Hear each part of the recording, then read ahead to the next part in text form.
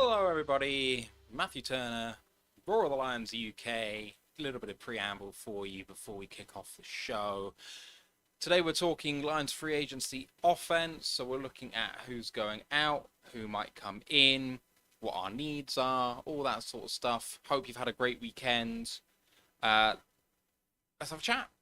How have you been doing? What's been going on? I'm not feeling great without football, and I'm sure you guys might love the XFL and that sort of thing, and I can do with a clip or two, that's fine, but I can't get behind anything in that right now. But hopefully it's all going well for you if you enjoy that. That's cool.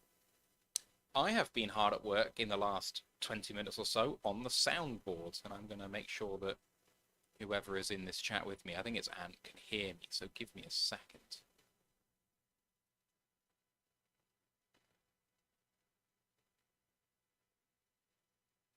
See if I can actually make this work. Oh, that is not what I wanted to do. Oh dear. Whoops. Right, let's try that again.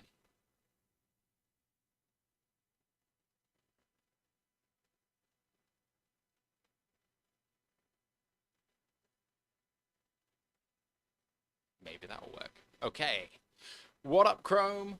Hello, Mike the Marine. Hello, Derek Wobarek. Let's see what we have on the soundboard now. Come on, Dees. Dees nuts. We have... Doesn't matter if you have one ass cheek and three toes. I will beat your ass. And we have... We may need a little bit more girth up front. And that adds on to the two existing ones I had, which were... We don't want them to go, so that's our motivation.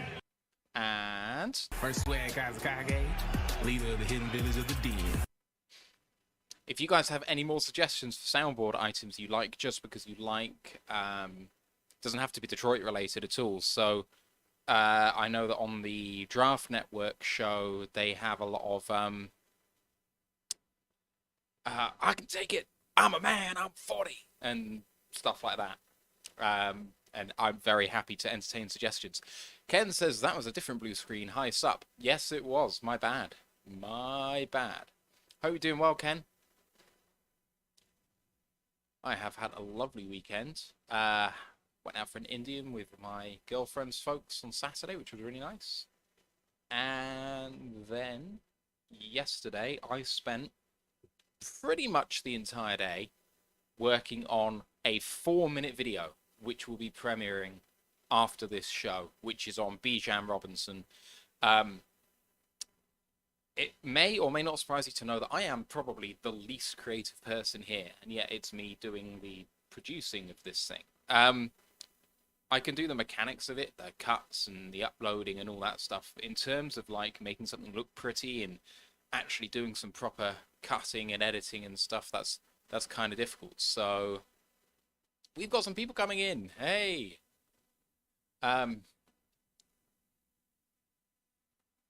been going on here? Yes, so me doing that video was really difficult.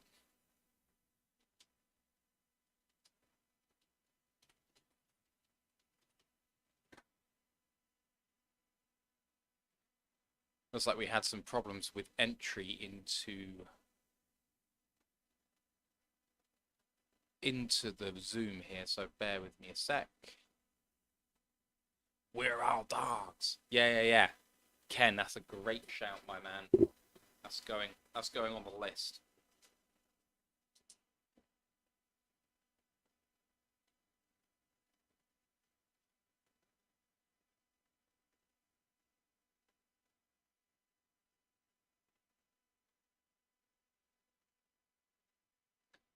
That is on the list.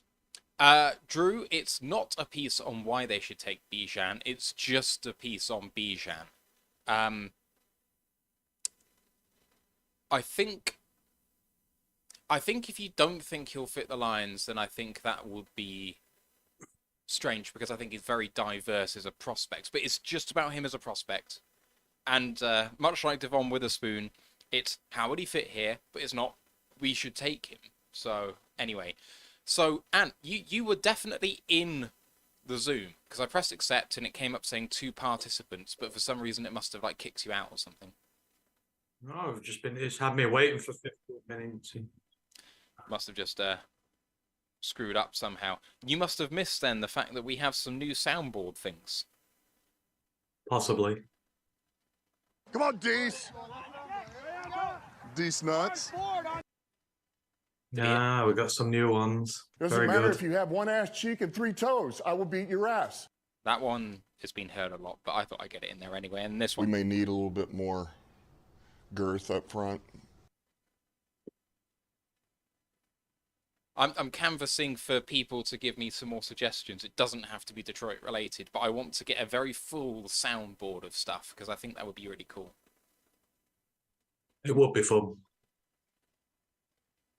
So some of the people that I listen to sometimes overuse the soundboard, and I think it disrupts the flow of what's going on. But if it's used sparingly and at the right moment, I think it'd be really funny. So I think it's about measuring it. Yeah. I know I spoke to you yesterday, but did you have a good weekend? Yeah, been good. Had the weekend off work, so plenty of tape watching and stuff like that. Been busy.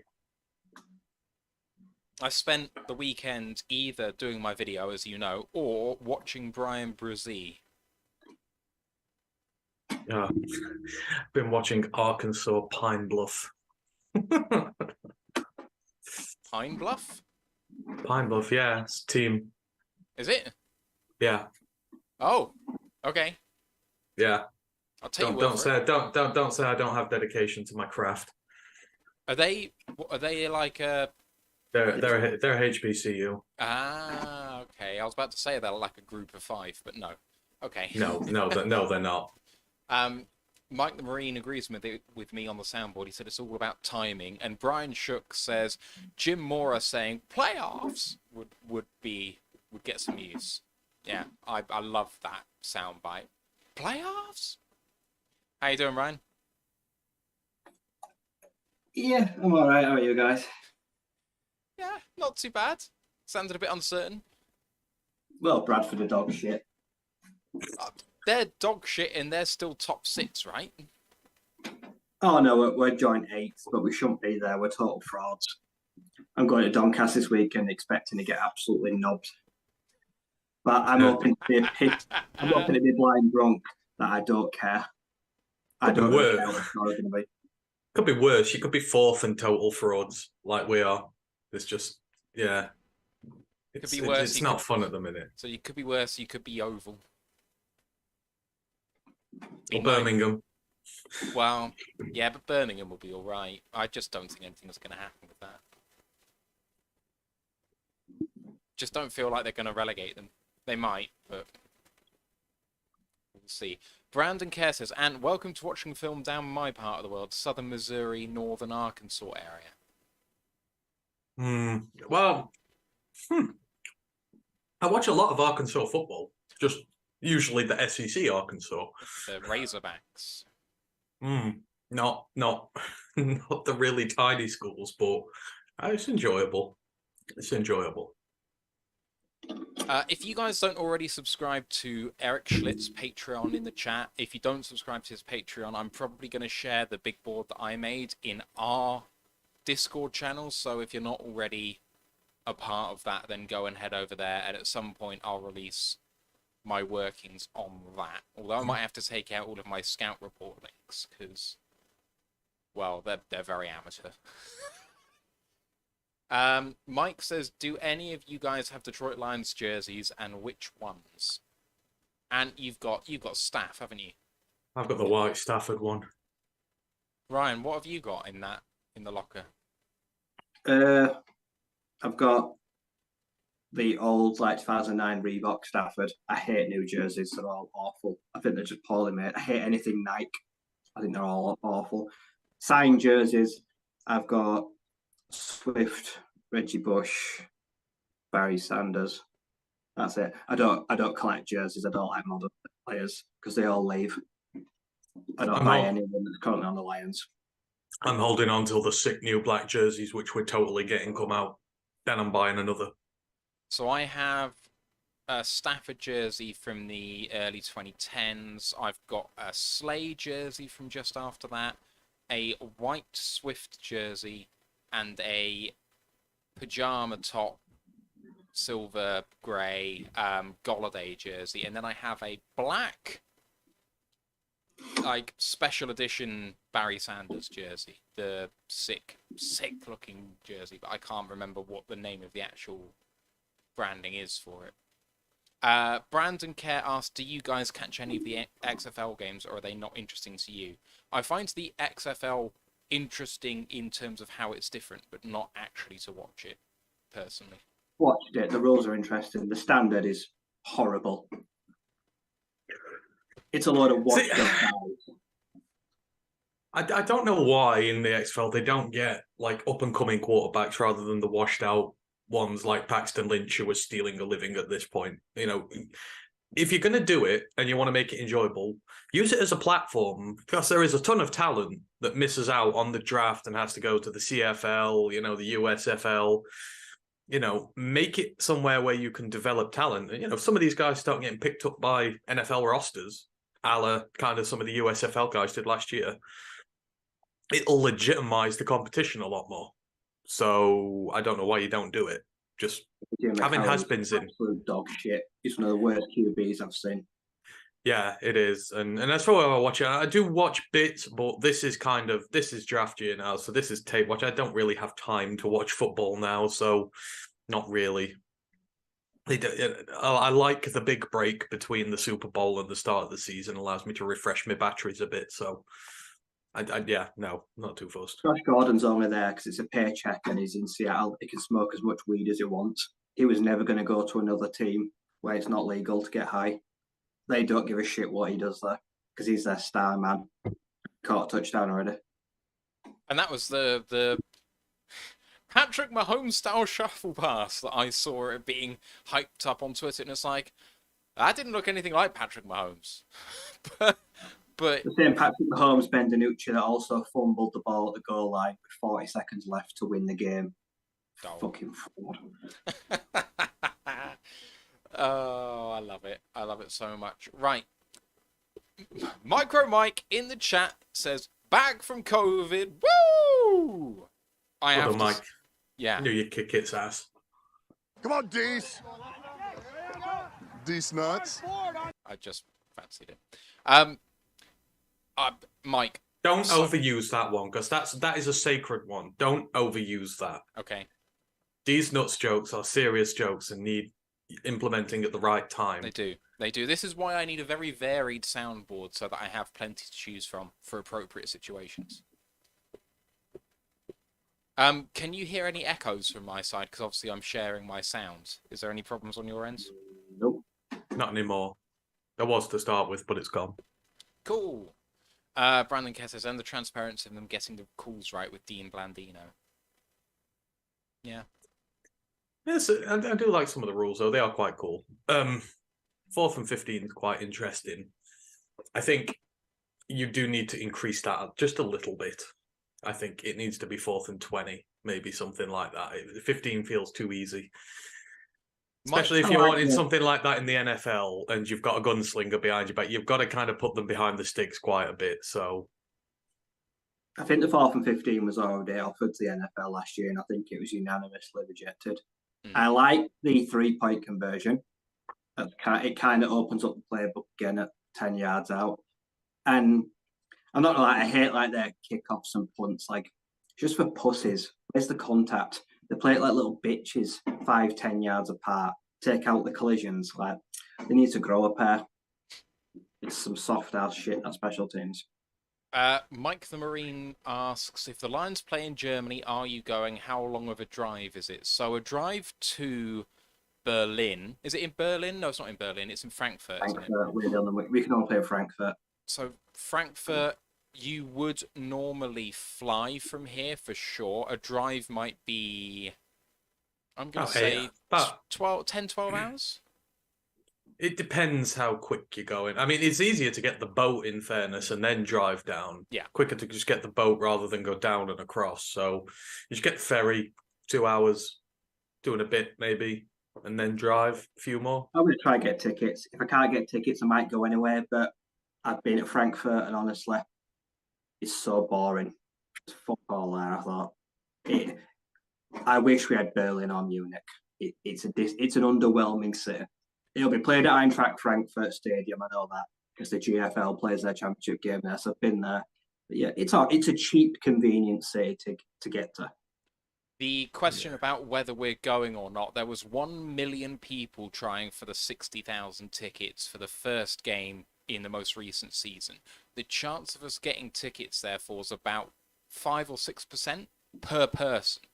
The realistic way that we can go is if we get credentialed. And if they do come to Germany, I'm going to try and get everyone from our organisation credentialed. And then if they want to go, they can go. But it's whether we get recognised or not. You know, we are the preeminent European Lions-related podcast. In Frankfurt, we won't even get 60.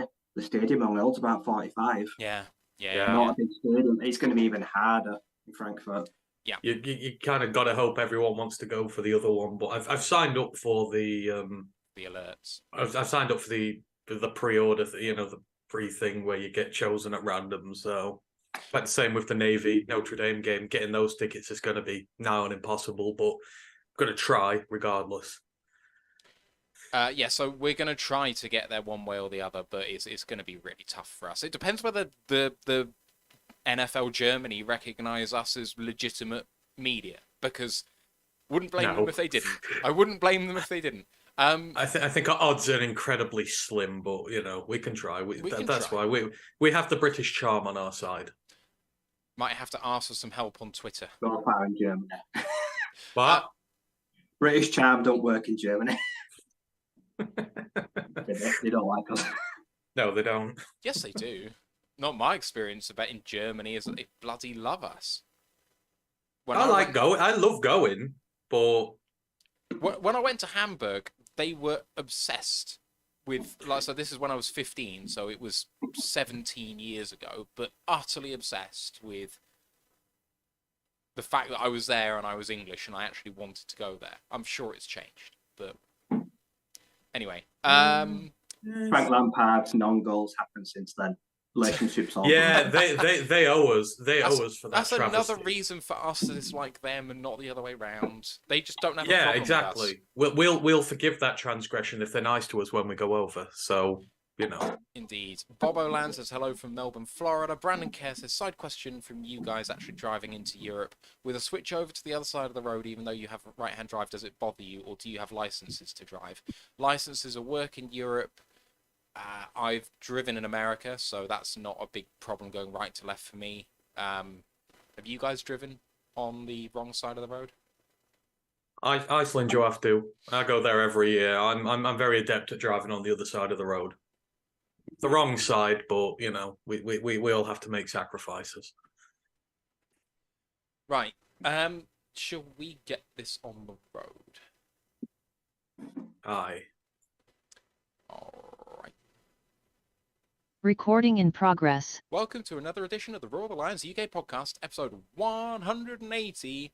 Panthers, more like poachers. My name's Matthew Turner alongside Anthony Fitzpatrick and Ryan McCluskey. How you doing, boys? Doing well, thanks.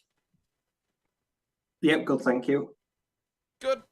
Right, this is the offensive free agency in and out episode. We are going to be looking at who's leaving us this season, or at least as it stands, who's leaving us, who might be coming back, of those few as well. Then the roster as it stands, and maybe an analysis of where we might like to improve, summarising then our needs, and then looking at those needs, and going ahead to see who might be available in free agency. So hopefully we can progress from one to the other. Start off with the only bit of news that we have. I'm ignoring the pre-show chat we had about the possibility of the Lions in Germany. It's all hearsay. It doesn't mean anything at this moment in time. We'll deal with it if it happens. It will be a great thing for the Lions to go to Germany. It'd be unfortunate for us because probably won't be able to get tickets. But there we go. We'll ignore that. And the one bit of news we have is in colourful language from Ant, so thank you for doing that. And it says the Panthers have taken one of our coaches again. So Deuce Staley obviously has left us. And now You missed a lot of words out there. Do you want to read it? You can read it if you want. It says explicit language in the show.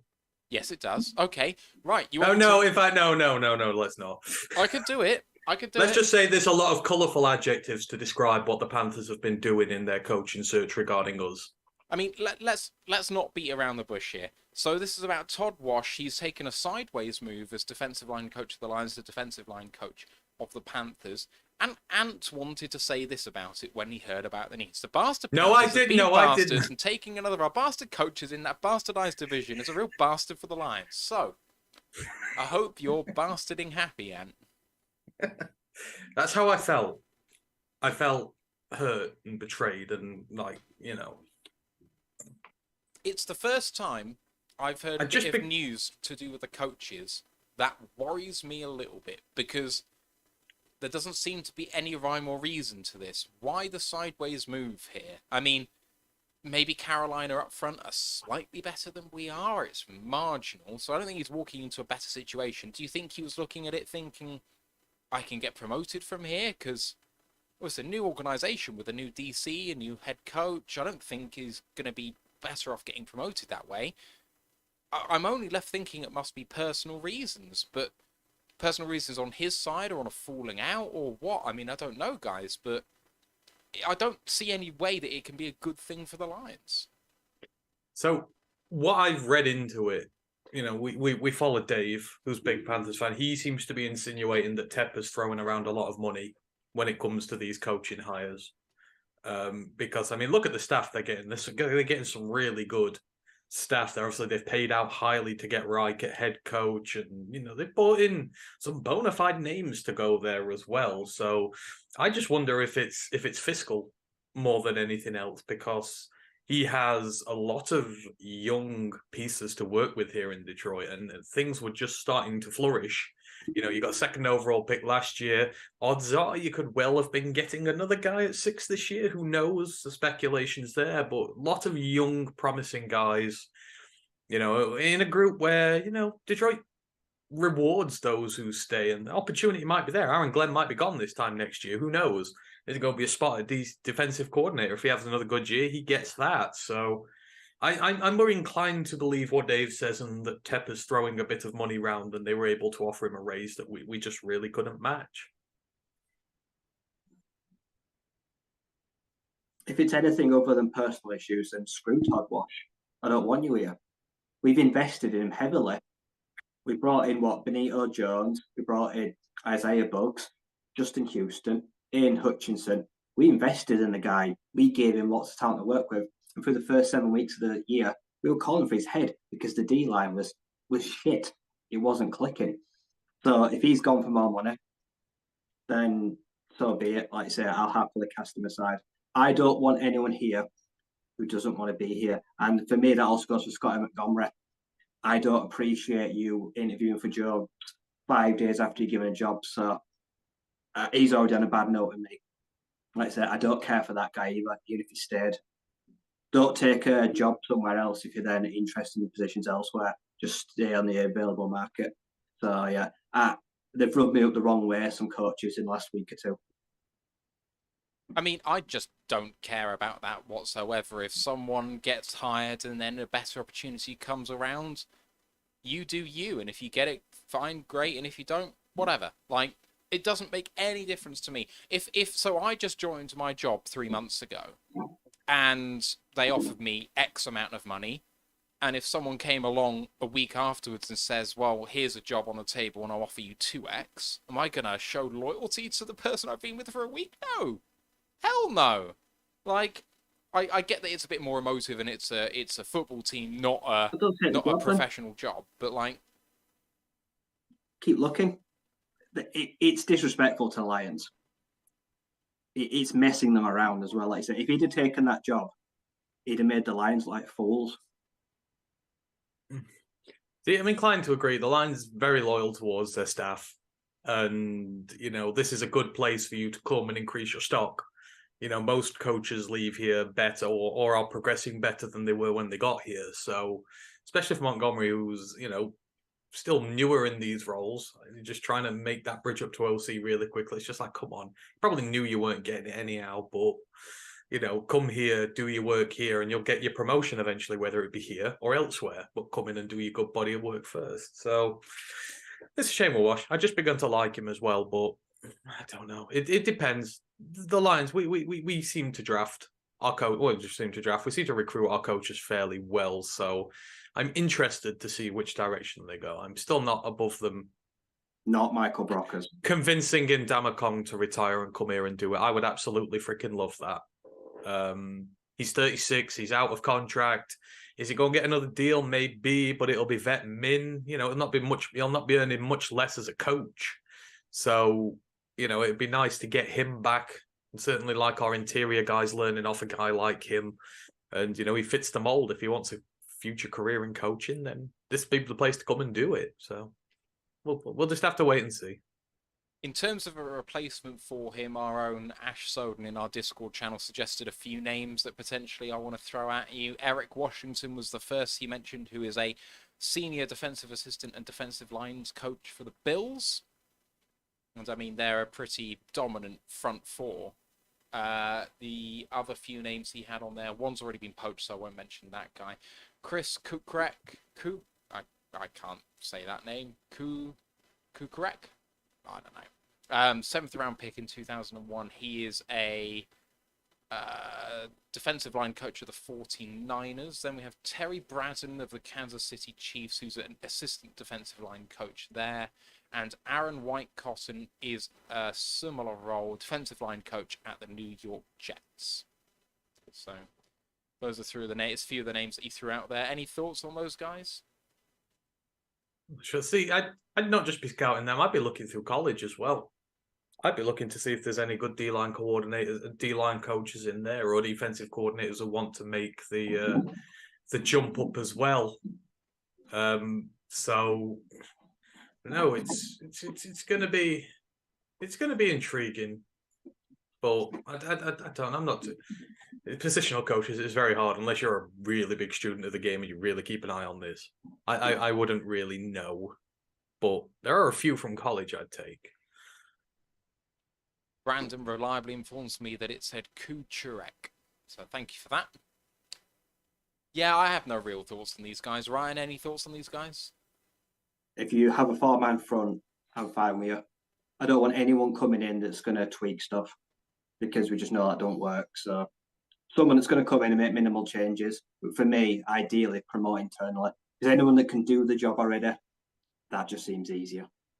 Yeah, that's fair. Right, let's move this on to the main part of the show, and we're looking at offensive free agency, and we're going to start with the players who are leaving us at the moment as it stands. And so I'll give you position, name, and the current average annual value of their contract, just to let you know how much it is that's actually leaving us. So we'll start with the quarterback Nate Sudfeld, $1.035 million.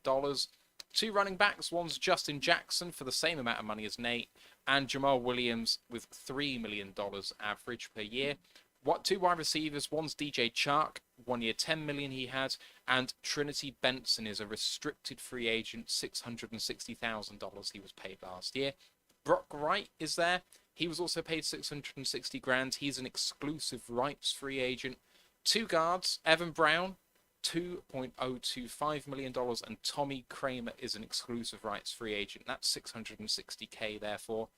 And two more tackles. They're both restricted free agents. Dan Skipper for $895,000 and Matt Nelson for $780K. Thoughts on the people that are outgoing there, boys? Wow, what an underwhelming list. Don't let the door hit you on the ass on the way out for 90% of those guys. Yeah, I'm very little in the time. I'm inclined to agree. There's a lot of role players, like utility players, not very good ones, some of them. So I think it's time that, we need to freshen things up in some of these areas. areas, especially when it comes to the backup tackles. That needs a definite refresher. At guard, definite refresher. You know, we need some new faces in here to move going forward. So yeah, it's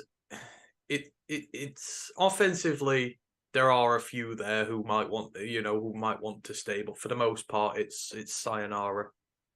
I mean, I have potentially 5 of those guys, and there's 10 going. I would be at least interested in bringing back for the 90-man roster. Whether they make it to 53, I don't know. But Justin Jackson, Jamal Williams, DJ Chark, Brock Wright, and Tommy Kramer, I definitely have interest in. Brock Wright and Kramer will be back because they're exclusive rights free agents. There's literally no reason not to sign them at this stage because you can cut them for free and they're literally the cheapest people you can have on the roster. So they'll be back. Chark, Williams, and Jackson.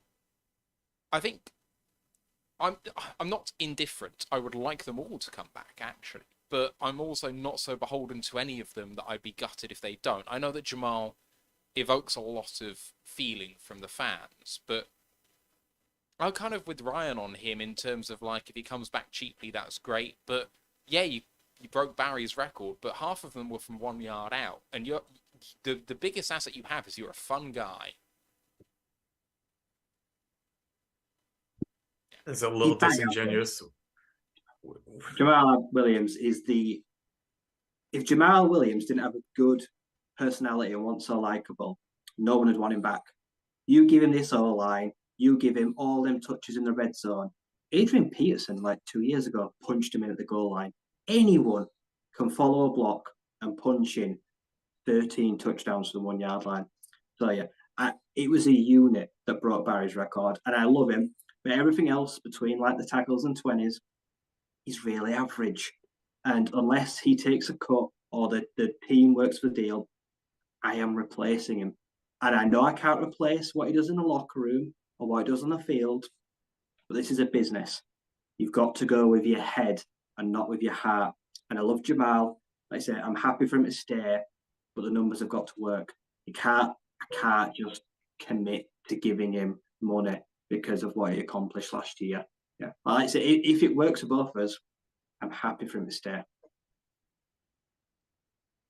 All right. Oh, sorry, Ant. No. I was about to say, I don't think the thing with Jamal is so cut and clean. This is not a regular rebuild where you can treat it like a business and it's just replacing guys one after the other. This is a premise built on coming here, working hard, earning your reward.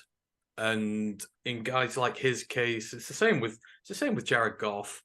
Even if you want a QB at 6 this year and you think it makes sense, you can't expect him to play that well and then just pull the rug out from under him because it undermines the entire message you're sending out to the locker room about why you're here and why you're playing and why the build's happening here. So I think you have to be very careful when it comes to some of these guys who have, because how many times over the last decade have we bitched and moaned about vets who come here and slack and earn money and don't do anything. It's very rare that we get a guy who comes here and actually gives a damn and actually plays like he gives a damn. And I know there's a lot of 1 yard stuff in there, but you've still got to put it over. We've got plenty of other running backs who haven't over the years, who haven't done that well for us.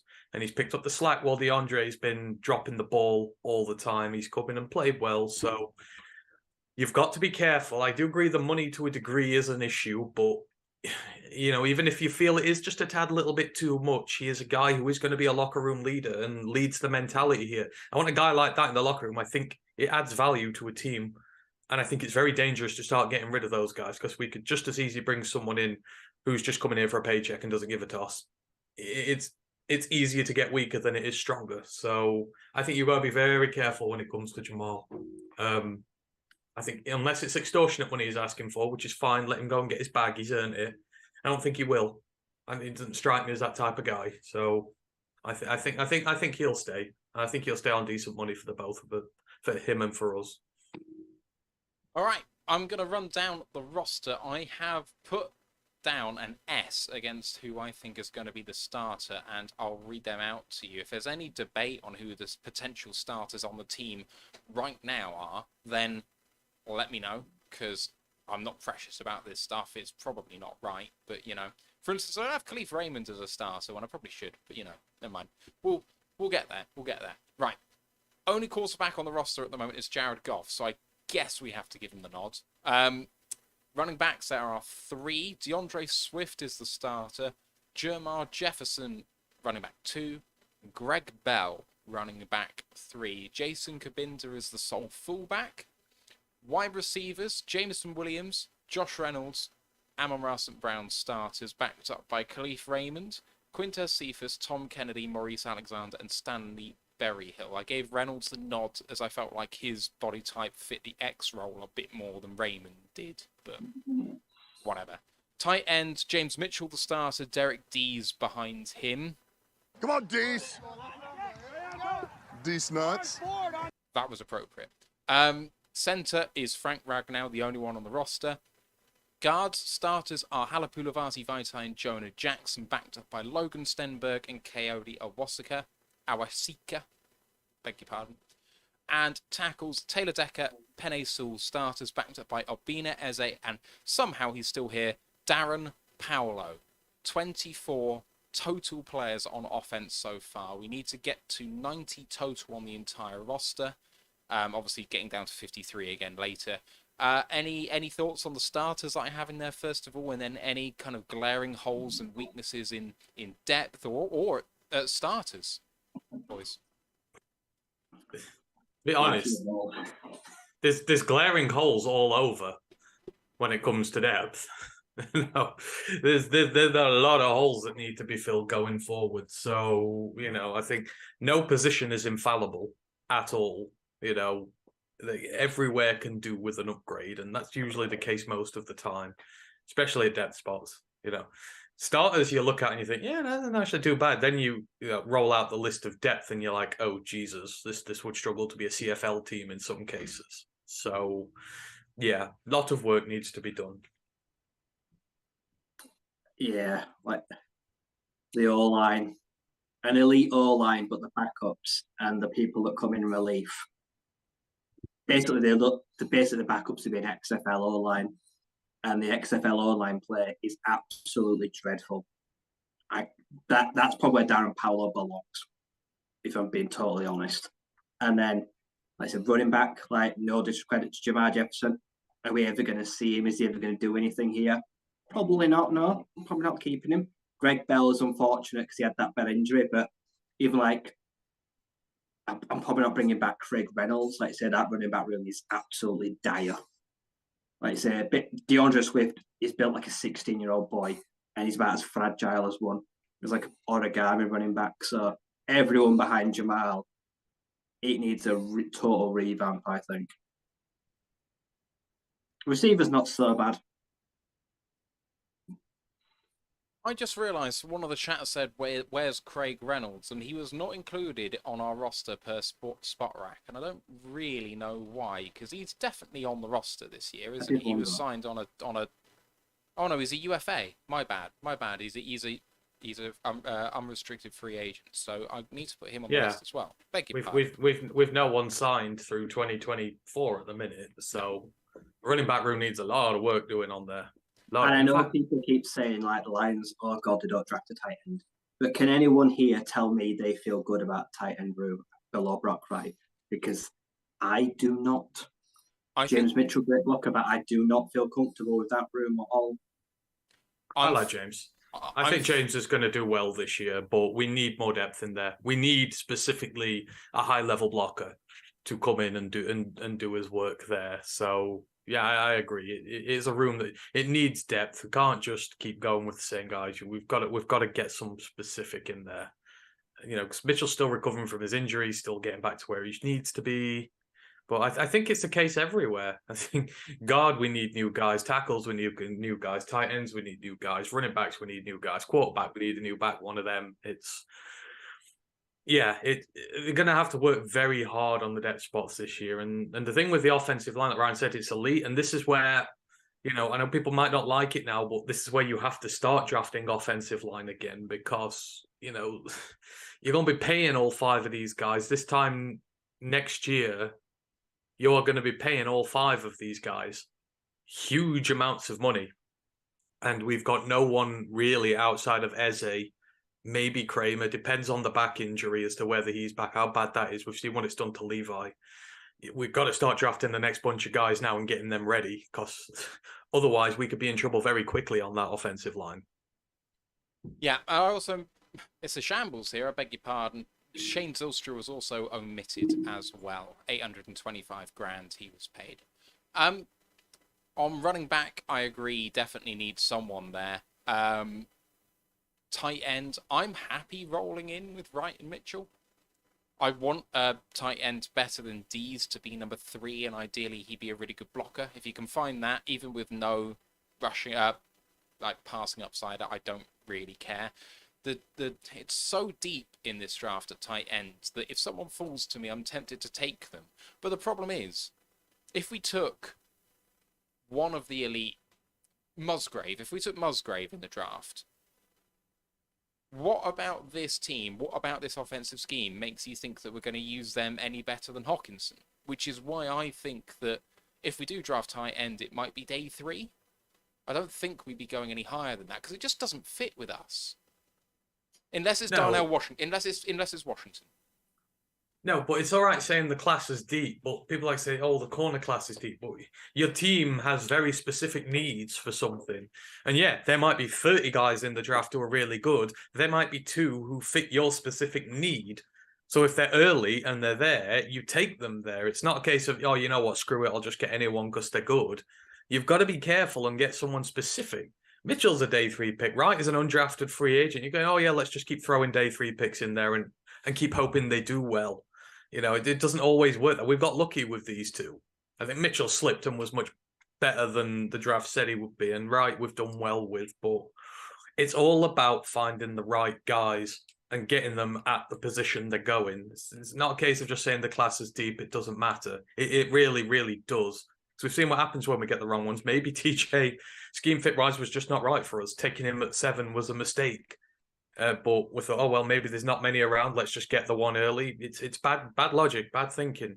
You've always got to look for the guy who fits what you're doing and draft him wherever is required. Okay, so if I was going to summarize our needs, if I said backup quarterback, 1 maybe 2, running back 2 and 3, wide receiver X, and maybe a depth piece, but we're probably okay. Tight end 1 through 3, whatever you want. Center 2, guard 3, tackle 3, at the very least. Sound about right? Depends what V's injury's like. If he's not healthy and he's not well, then you need a guard 2 and a guard 3. It can interchange so very easily. I disagree. We don't need a running back 2 and 3. Jamal will be fine. This should be his year, actually. You can get a second guy in and let him be the backup guy as he should. He's done well enough in training. I think he'll be ready. So I don't think you need 2 guys there, but there could potentially be a lot of depth, and we've got to go and find it somewhere. So we're going to have to get active eventually because we can't draft everybody. But I think the offensive line, you would be looking more towards drafting, and running back, you would probably look more towards drafting, and the tight end you would. And maybe outside of that, your depth receivers and that. Take a look at free agency, see what there is. Free agent market ain't good for wide receivers, but to be honest, we don't need starters. We need some depth. So there should be somebody in there.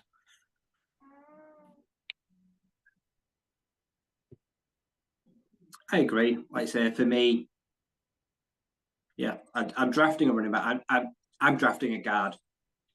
I'm getting rid of Itai. So I'm going, yeah, we need a guard. I don't trust him long term. I don't. The next time he hurts his back, I reckon it's over for him. So yeah, I'm not going to wait around until that happens. I'm going to replace him now. And yeah, receiver, I agree. Big free agency pool coming out. Like I say, if you don't get Chark, you can look at guys like Alan Lazard, cheaper options that can still do a job like on a 1-year deal as an X guy. So fine. Yeah, bring in some good free agent tight ends. Yeah, for me, all line is where we need some good work. I do not feel comfortable with bringing guys, like I say, we've seen one good game from Skipper in his entire career. He's your backup tackle. I just can't get behind that. And I know he's back. He can't be the backup anymore, unfortunately. And the guard issue, Evan Brown for me, good backup centre. From what I've seen, poor guard, not bringing him back. Tommy Kramer, all right, but the best ability is availability. Not always shown that. So yeah, the O-line, I agree that if this time next year John Jackson turns down an extension, I'm suddenly in panic mode if we don't bring in some serious contention at guard.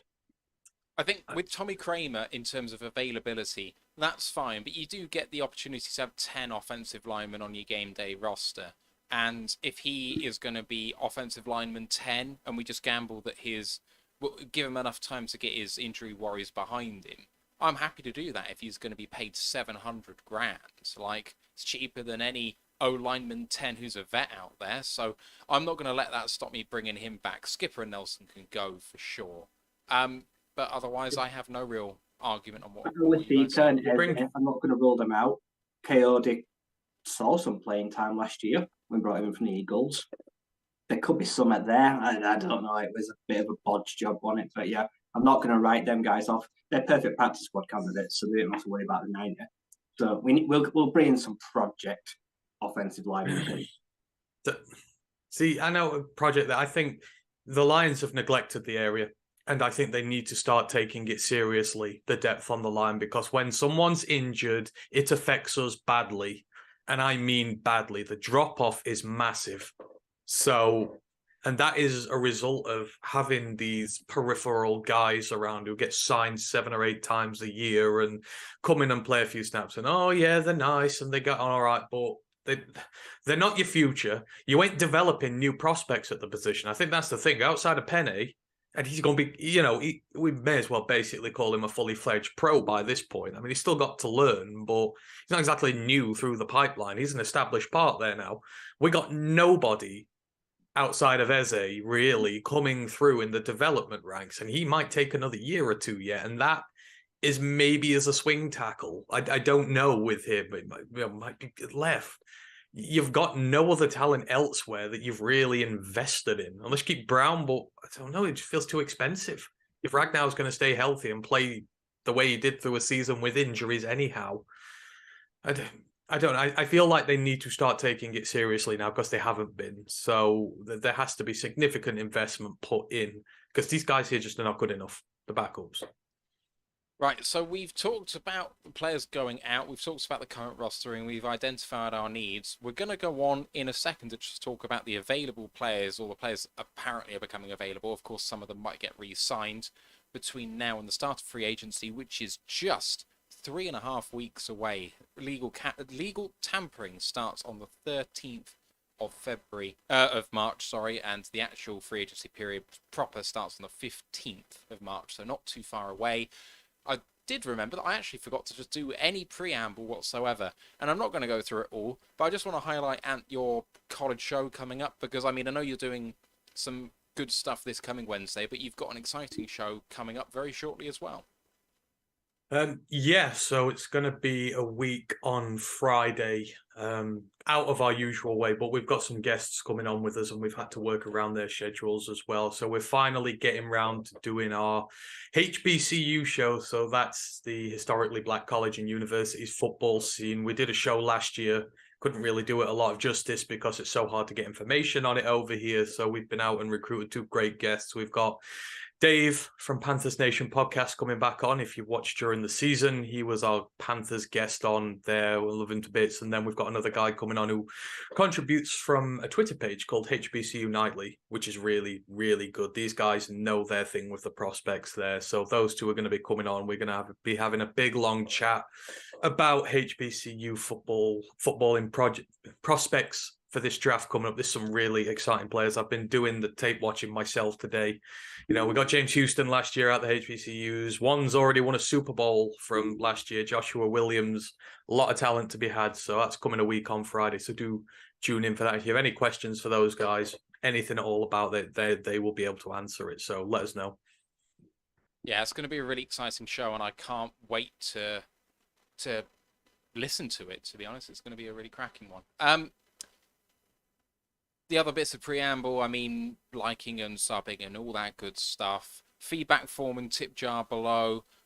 Don't forget the giveaway that we're doing. We're on the road to 1,000 subs, and on the way there at 900 on YouTube, we're going to be giving you, through a prize draw, one lucky person will get a choice of one of the 3 prizes, which I have here, which are a Len Barney signed mini helmet, a Barry Sanders graded card, or a Calvin Johnson rookie autograph, which is courtesy of our own Ryan McCluskey. That's at 900.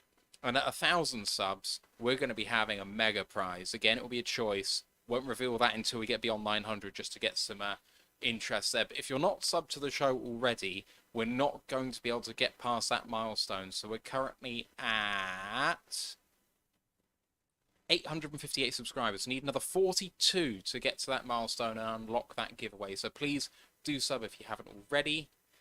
And let's get back on with the show. So the first one I want to come to is quarterback. Now, the Lions seem to be approaching a window whereby having a backup quarterback who isn't completely dog shit could be a good option for the Lions, because if Goff goes down for a game or two, that might be enough to derail the season. You might be looking at NFC North champions to being out of the playoffs altogether, boys. So do you think that quarterback 2 is worth investing slightly more in than we've seen in previous years? Or are you happy kind of going for putting the eggs in the basket of Goff and saying, if it's not Goff, we're probably not going anywhere?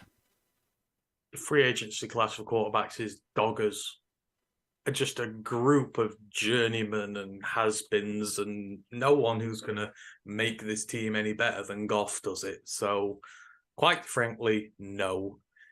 A quarterback is another position that we've not taken seriously, and that we've never tried to seriously invest in a backup who's even half decent at this point.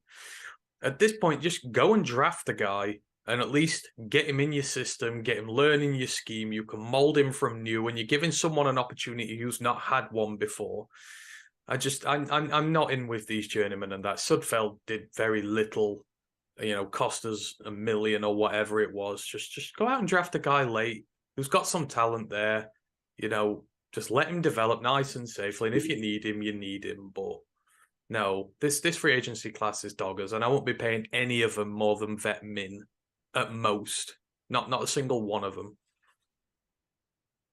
I don't want a veteran backup at all.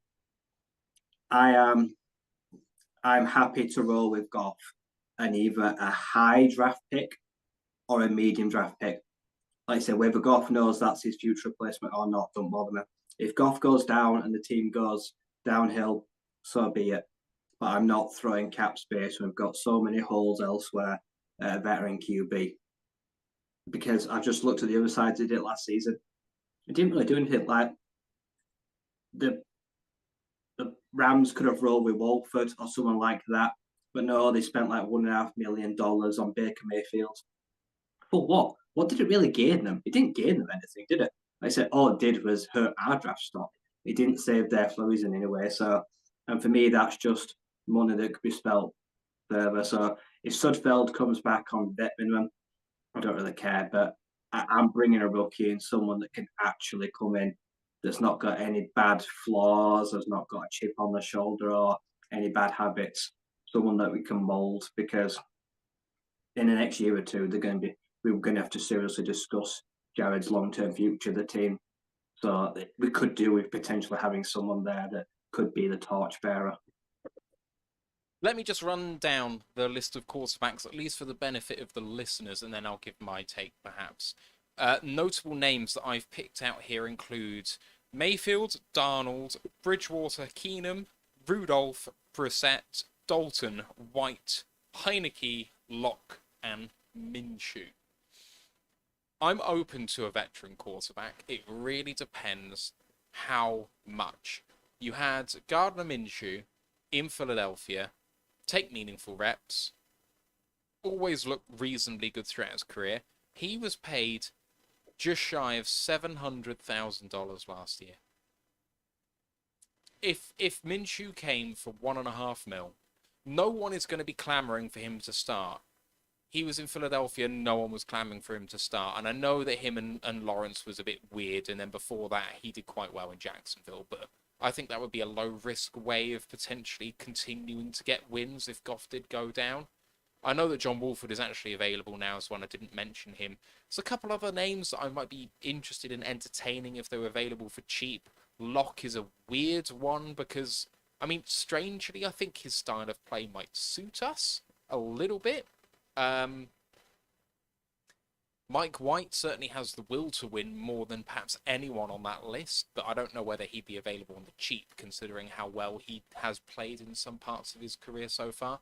I mean, Keenum could be available for vet min, and all of these guys, I think, would potentially be better, at least in 2023, than anyone you could bring out from the draft this year, bar QB 1 and 2, maybe. So I'm not as against it as you guys are, but I do buy the argument that a development player is an absolute must. If not, if someone falls to you early round 2, who should be a round 1 player, that maybe you just take the value there. But I don't know, does anyone on that list even remotely interest you, even at vet minimum?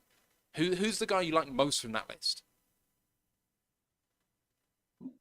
Probably Heineke, but I reckon he wants good money.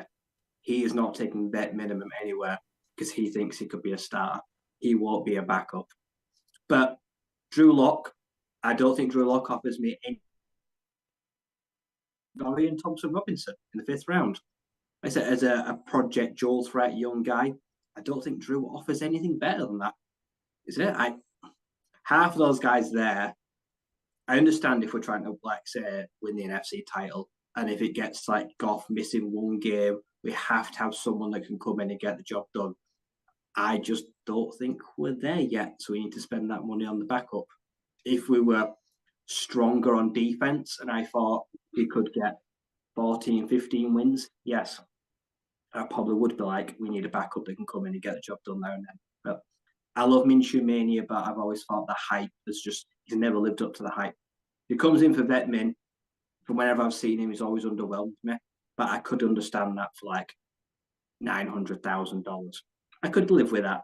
Jacoby Brissett, the vet minimum, I could live with that. Actually, the Browns looked worse when they benched him, surprisingly. He actually was leading a dead team. So 2 or 3 names there do make a lot of sense. The rest of them, I think, just go get your potential future QB. As everyone knows, I'm on the Anthony Richardson chain, so obviously I'm biased. Like I say, because I do want to draft a QB. Like I say, there are names there that do offer for the value for money. I like Minshew. I always have. You know, like I said, there's none of them I'd pay more than vet min. I didn't say I won't pay them, but if it's vet min, then fine. But there are just too many positions now where we've got to start building a bed for the future. And I know we've got lots of young talent and we're developing that, but those are starters we're developing and doing well. We've got precious little talent coming through in areas, you know, quarterback. We've no young talent we're trying to develop to see what we can do with them, you know. Running back outside of Jamar, we've got no one we've really else invested in to try and come through at the position. I guess you could say Bell, but he's had bad injuries there. I just feel like it's at the point now where we need to start safeguarding ourselves for the future, and we do need to start getting more young talent in there instead of some of these journeymen who just clog up the roster and the spot and, you know, just don't really offer a great deal. So I'd still be after a quarterback this year to back up Goff, you know, and, you know, potentially be able to be a good quarterback. There is nothing wrong. There's so many teams in this league who struggle when their starter goes down, and I don't know why more teams don't put stock in developing a quality backup. And if it's in the 5th, 6th, 7th round of a draft, whatever, and he's a quality backup, you've got fiscal control over it. You have got some safety net there for your team. So I just think with these quarterbacks, these are all washed guys who just don't offer you a lot, and I'm not interested. Goff is the guy. This is his year 3. This is his chance to go out and win. You know, first year did right off. Second year, got to get better. He did. Third year, now it's about going out there and winning a title in a playoff game and giving him the opportunity to do so. And he's at his best when this team believes in him and is not plotting his downfall or his replacement or anything like that. So I still think you've got to give it another year, but you have to draft one. I'm not having any of those guys. I'm going to push back a little on the fact that you say that people don't invest in young talent at the quarterback position, because I think that people really do. And I think it's just something that is easily overlooked. But had 9 quarterbacks drafted in 22, 10 in 21, 13 in 20, 11 in 2019, 13 in 2018. There or thereabouts, between a quarter and a third of the league draft a quarterback every single year. And if you do that over the course of a 4-year rookie contract, that means every single team on average, at least once, if not more than once, has drafted a rookie QB. And I think the answer here to your point on why people don't invest more in rookie quarterbacks is that quarterback is just such a hard position to actually play that the bust risk of someone being taken in day 3 at any position in day 3 is 95% and higher. You know, very, very few of those guys even get to have journeyman careers because they're just not good enough, and they never will be. And what you're doing by taking a guy on day 3 or even late on day 2 most of the time is a massive punt. And the problem is that a team in our situation, or most teams outside the top 8 in the NFL, look at their roster and go, I know that I could get a meaningful contributor at the bottom of day 2. I know that this guy within 18 months is probably going to be, if not a starter, then an important rotational piece. But if I punt that on a quarterback, I know that I'm probably burning that pick 9 times out of 10. That's the problem. You bring a point. But I would counter by saying, how much money have we spaffed on shite quarterback backups over the years? A lot.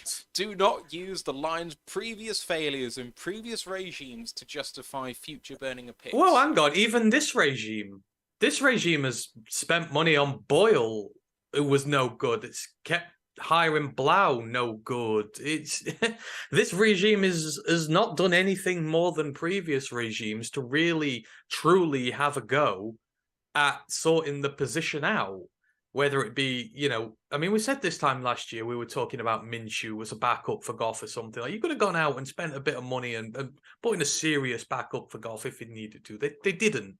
They rolled with the same 2 as before, and they just, neither of them are here anymore. This regime is not infallible in terms of what it's done to.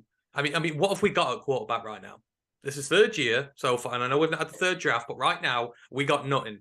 Absolutely nothing backing Jared Goff up. Nobody, nothing. No quarterback drafted, no young guy poached, no whatever. So it's time that they did start thinking seriously about it. That's all I'm saying in this regards, because as Ryan said, it's time in a year the Jared Goff conversation becomes a lot louder, because he'll have 1 year left on his deal. Who knows how we will have done? Will we still keep going on that train? And then you need to start thinking seriously. Ideally, you want the next guy ready to go when Goff's 10 years done here, whenever it may be. So, I'm with Ryan. I'd sooner draft the likes of Richardson than pay someone like Heineke good money to come and back him up, because at least I'm protecting my future then, rather than just having, someone like that who's not really that good come in and pretend that I'm doing something about it, stick a band-aid on it. It needs work doing on it. That's all I'm saying. Oh, no argument for me on work need doing on it, for sure. Let's move the conversation on to the running back room. Now, Swift is the starter. I'm sure that the majority of Lions fans are hoping that Jamal comes back, but he's not coming back yet. So we only have Swift. Jamar can be a contributor. We've seen that in the past, but with his injury problems, availability is an issue with him. And Greg Bell obviously hasn't taken a snap with us yet. So if he's on the roster, if he's on the 53, I'd be very, very worried. Looking at the available running backs in this free agency round, I picked out these guys as potential players of interest. And I've tried to pick a wide range of people from potentially the unaffordable to the cheap.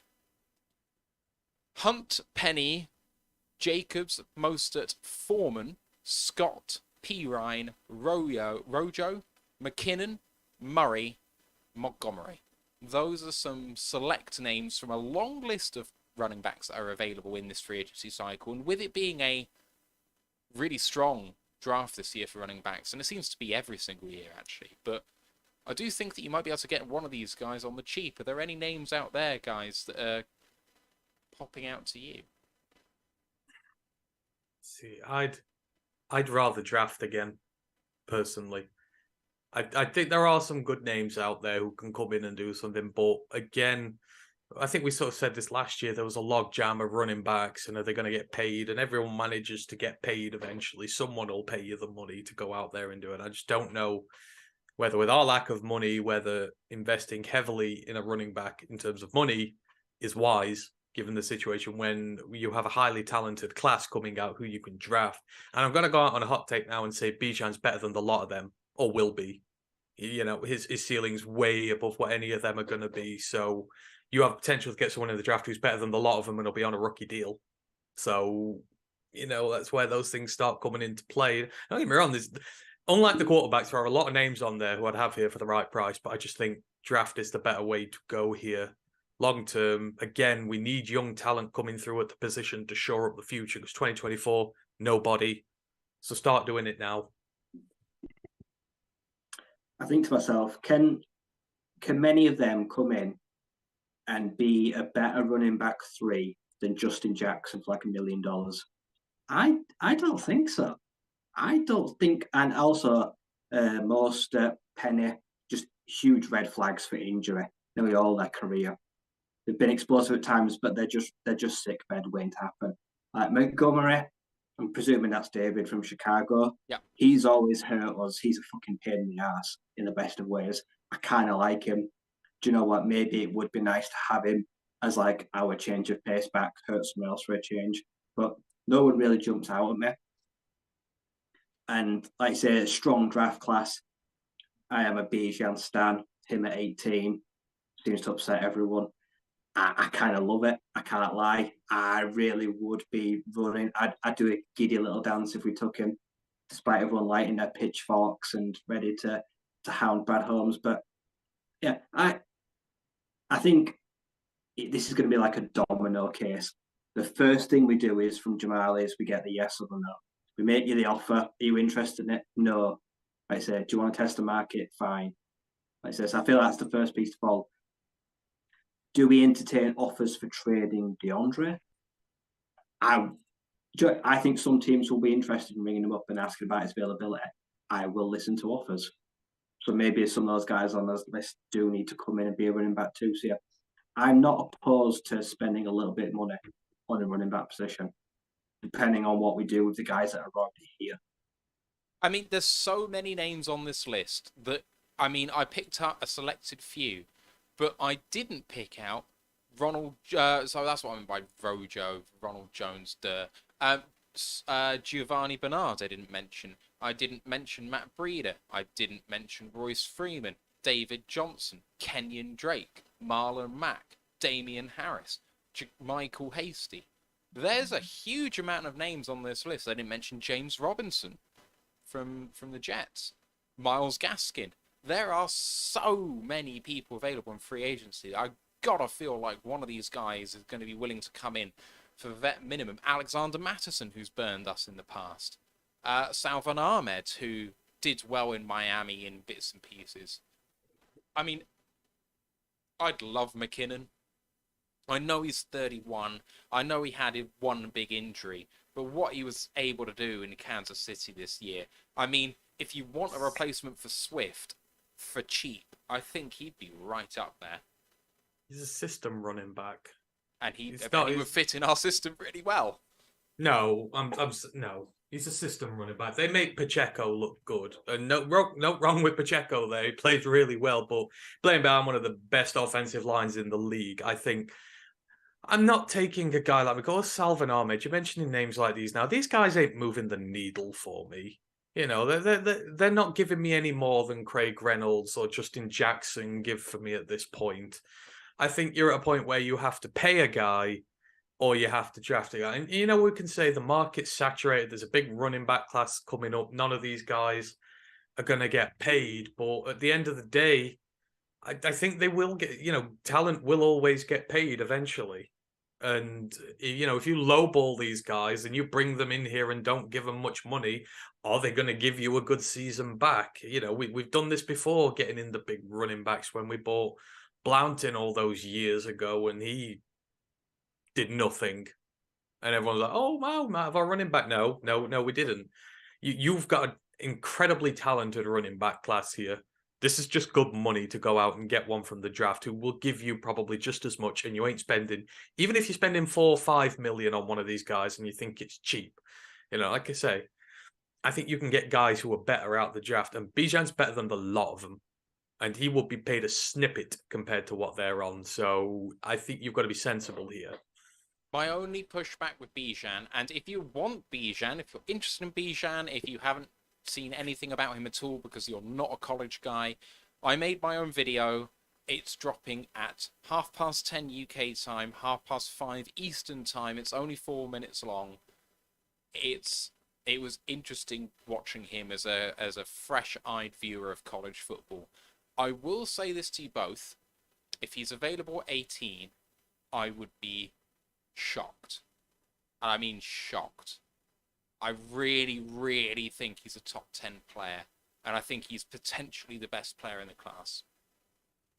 Maybe the best overall player in the class. I just don't think he will slip to 18. And I don't want to trade up for him. As much as I think he's incredible, he's still a running back. No one said anything about drafting him at 18. And with that bombshell, we'll move swiftly on. We'll move very swiftly on to wide receiver. Now, we're not loaded at wide receiver, but in Jameson Williams and Amar St. Brown, we've got two very good wide receivers. And in Josh Reynolds, Khalif Raymond, Quintez Cephas, we have very able rotational pieces. Nevertheless, we lack an X-wide receiver. And unfortunately, as has been mentioned, the free agency class is barren, and potentially the best option out of all of those players is DJ Chark returning. Unfortunately, other notable names on the free agency market: Juju Smith-Schuster, Jacoby Myers, and the return of the legend Marvin Jones Jr., who's not an X, but he's just available.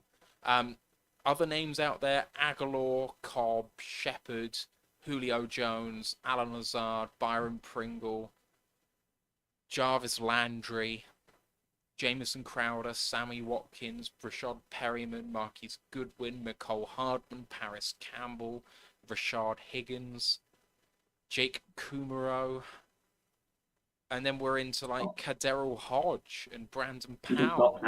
You can stop. It's a dreadful list. How many of them are over 30 as well? Christ, it's like a retirement home. That is a bad list. I'm just going to go on and say that I don't think DJ Chark's returning. He's not taking a team-friendly deal.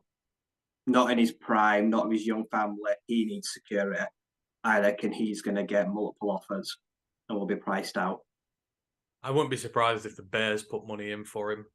They've got a lot of money to spend, and they can offer him a multi-year deal on better money, which would be a pain in the arse. But no, the Lions have got to draft again. We've been smartly drafting at wide receiver. We want a young crop of guys. Keep going year after year. Keep making it. And I've said many a time, the Lions' future X receiver is in the draft this year, and he comes from BYU, and we will draft him. I'm certain of it. So is your dream draft? Let me say this now. I'll put you on the spot. Is your dream draft Bijan at 6 and the BYU receiver at 18? I'll get no. I wouldn't even have him in the first 2 days. Oh well, I would. I'd have him late day 2, but no. Stop putting words in my mouth. You're trying to make people hate me here. This is bullying. I could get behind Bijan at any number because, as you've quite clearly said, he's the best football player, the player of football in the draft. It's the same rationale I had about Hamilton last year. He was the best player of football in the draft. Don't know if the position allows or not, but, running back to us, it's critical. You saw how bad we were in the season when Swift was down and we didn't have a running back game going. So you've got to treat it as critical. in the draft because it is such an essential part of the way we play. So you can't half-arse it. So I'm just saying, if it's either of those, I can understand why Brad's doing it and I don't mind. But no, Puka's a day 2 pick. I will get him there. You bring back But Chark, it's got to be full of incentives. The guy is a sick note, and he will miss games everywhere, every season, because he just can't be trusted. And I've got to go for appearance bonuses, not yards. Like I say, if he don't play a certain amount of games, I don't give him a bonus. That's how little I trust the guy. and you draft his replacement at the same time. You sign him to another 1-year deal, and you sign an X in the draft to develop in case it doesn't work. That is 100% what you do. What sort of value, Ryan, are you thinking about when you're thinking about returning him? Let's say that he fulfills his games to get his bonus. What sort of money are you thinking for him? I'll give him a base salary of 7-8 million, probably. I'll let him earn another 2, 3, 4 million. Let's say 2 years, 21.5 million, where I give him like 14 of it and I'll let him earn the rest. I don't think he'd take that. I genuinely don't think I think he'll think he's better than that. I'm not giving him 3 years. I'm not tying myself to him that long, even with a void year. I said I'll give him 2 years. I think that's a fair offer. I'm pretty sure Spot Track I saw values him at like 11.5 million. It's like 3 years, 33 million. They think he's going to get. Same as Alan Lazard too. They're both projected to get roughly the same deal, which I find awful. That's kind of where I'm at now. So let's move on to the last of the skill positions at tight end. So James Mitchell, Derek Dees are the returning players. And the notable names from the free agency market are as follows. Gazicki, Schultz, Ingram, Hooper, Tonyan, Hurst, Arnold, Rudolph, and Moreau. There are a few others, of course. I'm selecting who I want to select here, and the list is available from Spotbrack if you want to have a look. But anyone there piquing your interest?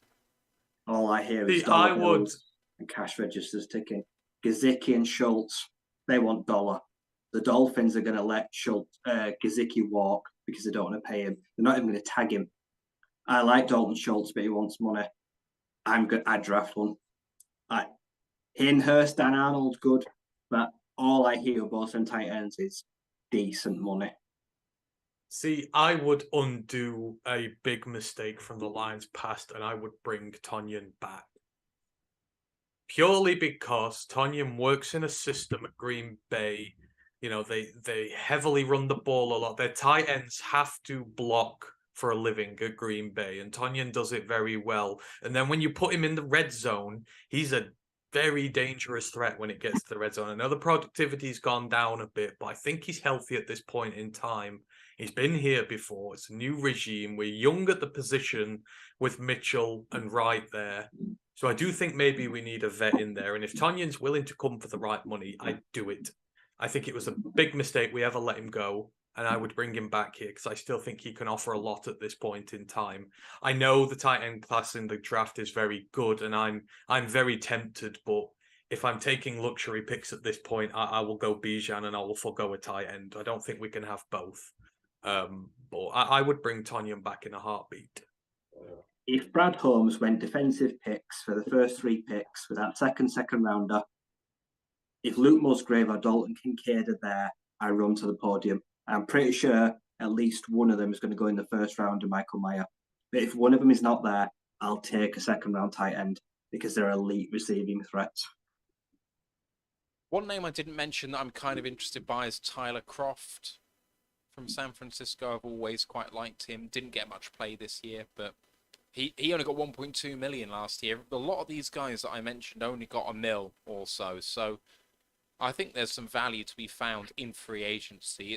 I do want to invest in this group, so I don't actually mind investing in here. I want a tight end one because for me, I'm sorry, Brock Wright for me is not yet ready to be a tight end one. I would bring in a veteran guy. I need a good inline guy. I really do, because you know when we're running the jumbo packages, the big formations, we need to get better at the guys at those positions, whether it's the 6th man tackle or whether we've got the inside tight end. We've got to get better there. We've got to get better blockers who'll come in and scheme well for us. So it's got to be someone who fits that niche. free agency or draft. I'm going to go out on a limb and say this about tight ends. I don't want one in free agency. I do want to re-sign the guys we have. I think that Brock Wright could be a tight end one this year. I don't. He has shown in flashes he has the ability to do it. Can he put it together for games at a time, for stretches of games at a time, across an entire season? Remains to be seen. Likely no. But I've seen enough from him to make me think I'm going to give him the season as the starter. I think he showed more than Hock in our system. I think he can be that good in the blocking game. And I think he's shown that he's got wheels. He's fast, man. Like, just give him a little bit more play. I think he'll reward you. And then Mitchell coming through as that tight end too. I think it's a low-key good room that when you only have as many picks as we do, unless we have a monster trade down picking up a lot more picks, we're saying about these guys, oh, we want to invest in a new wide receiver, shiny new wide receiver, shiny new tight end, shiny new running back, developmental quarterback. We're burning all of our picks here, boys. We just don't have that many. Wright has not graded above 55 in anything block-wise in his time here. No, it's not good enough. Sorry, you've got to bring someone in who's better. I like him as a receiver and what he can do in motion and stuff like that, but you've got to get a specialist in who can block. If you're not going to do it in the draft, because a lot of these guys in the draft, they're good, they're fancy dual threat guys, who receive and block. I think you've got to get someone in who's a specialist at blocking right away. And Wright is not it. We can't just expect him to suddenly become magic at it overnight. Again, I think that's just not paying enough attention to what we need, because it's a big issue for us. Jumbo packages, all this stuff, we need to get more personnel in to run them properly, because in times we really struggled. All right. Let's move the conversation on to the next position group, and that is backup centre. So we have Frank Ragnow. Evan Brown probably not returning. I mean, I guess if Tommy Kramer comes back in a pinch, he can fill in there if he's fit, but there's no guarantee that he will be. No one else on the roster can really do that. I know that they were trying to cross-train Logan Stenberg there, but that didn't work. Jonah Jackson has taken reps there, but that's moving a good piece where he's at into potentially an average to poor piece in his replacement position, so don't want to do that. So, low-key, it's quite a big need. Ragnow has not had the best of health over the last few years, and he's one of the best players on the roster, but he's getting surgery this off-season. I mean, what happens if he goes down, boys? And you have a look at this centre class, and it's barren as well. It's not a good centre class. So you're looking at names such as Will Clapp from the Chargers, Jake Brendel from the 49ers, Tristan Colon Castillo, I can't remember where he's from, Baltimore. There's some big names out there available, but we ain't investing in those. And down the bottom of it, I mean, John Feliciano from the Giants, Garrett Bradbury from the Vikings, but he's going to get paid. Kyle Fuller from the Seahawks. You're talking about players that are legitimately just as poor, if not worse, than what we've had at backups in the past, I think. And this is where the whole, I know it's a free agency thing, but this is why I said you're probably going to have to draft multiple times on the offensive line. Because where's the depth? Where's the young guy coming through the ranks to sort a situation like this? He's not there. So, I'm not going for anyone off free agency like that. I think it's a position where I don't know. I think Brown would come back. He's come back once already when, he had a full season of high caliber starting play behind him. He's not exactly had the best season at right guard. It's not something he can build a resume out of what he's done this season, and someone's going to pay him mega money. I think you'll probably get him back on a similar deal again, and then you would look to have him as your backup center and a relief guard. And I think that does it for you. But outside of that, I'm not paying anyone off free agency serious money to come and sit behind Frank. Frank played all last season injured pretty much.